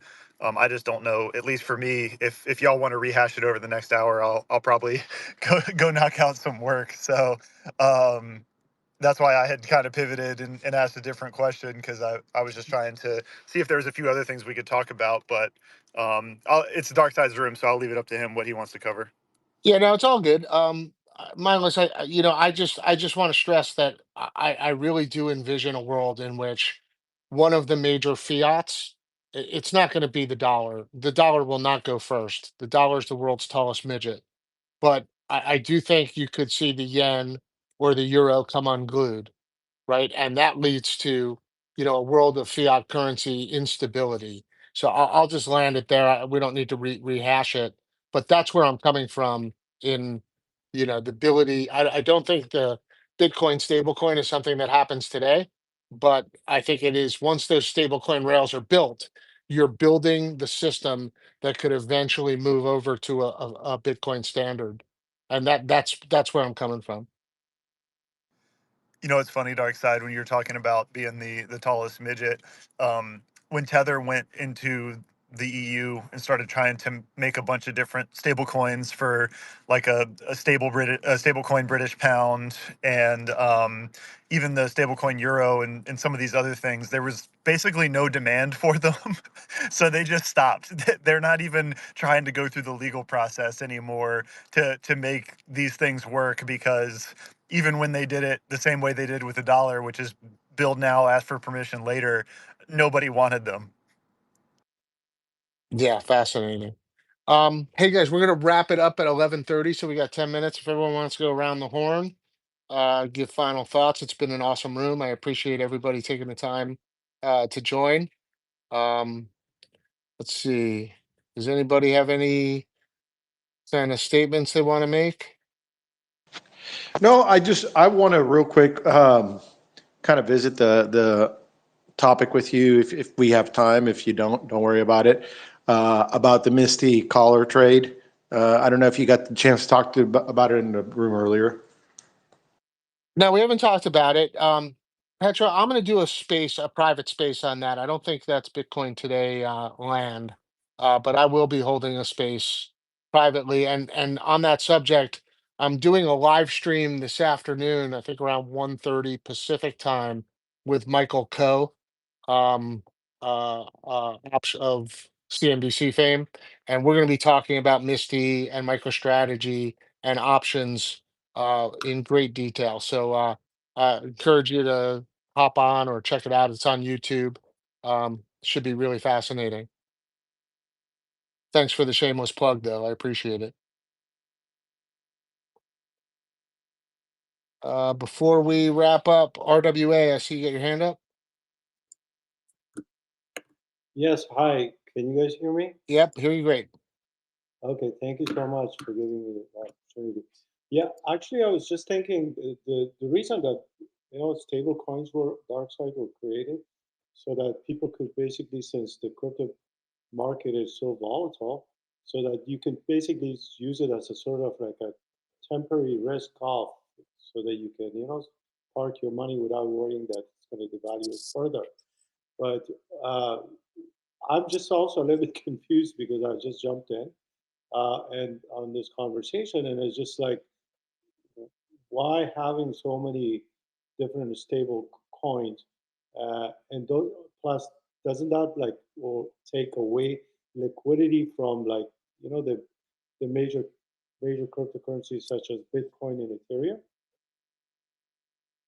And I, I can also see that stable coins that would be more smart if somebody that like Michael Saylor use or create a stable coin tagged by BTC, and would make it more probably um, common or usable if you would offer like interest on it, like a higher percentage interest. So this way that people can leave um, their their I guess their assets and while they're earning interest on it.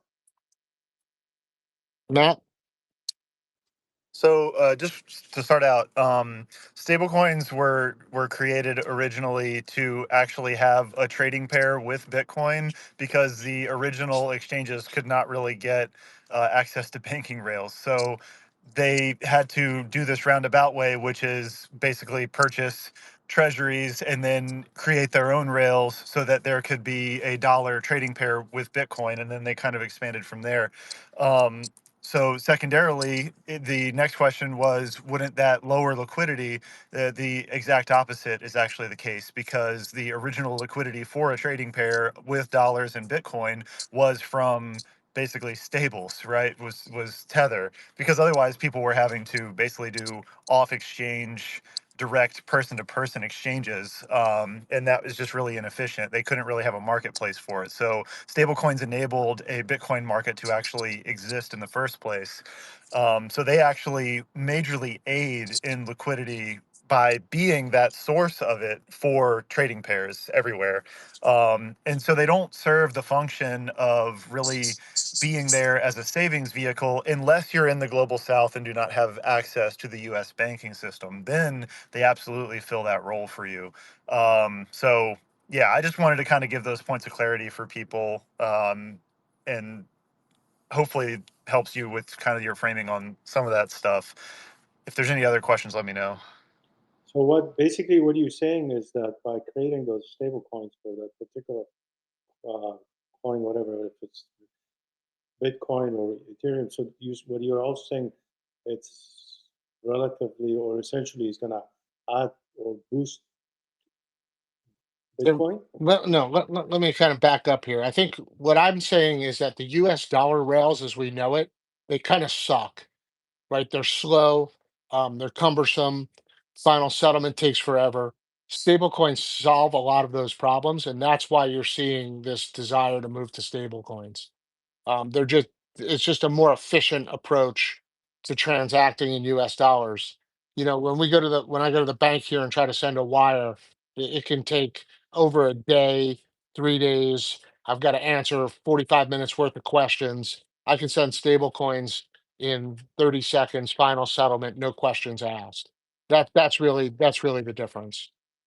So anyway, look, we're gonna wrap it up. I really appreciate everybody coming up, Matt, Petro, all everybody who participated today. Uh, let's everyone come back tomorrow. We got Bitcoin today again tomorrow, 8:30 a.m. Pacific, 11:30 Eastern time. And like I said, I'll be doing a YouTube YouTube podcast with Michael Coe. I think it's called Open Interest. You can look it up on YouTube, and we'll be going deep on MSTY, MSTR options. Mike's an options expert, way smarter than me, so I look forward to that conversation. I'll be posting a link, so if you want to look for it, look for it. Feel free to join, and you can also ask questions on that live cast. Anyway, sorry for the shameless plug again, but really appreciate everyone coming out today. Everybody have an awesome day. Thanks so much.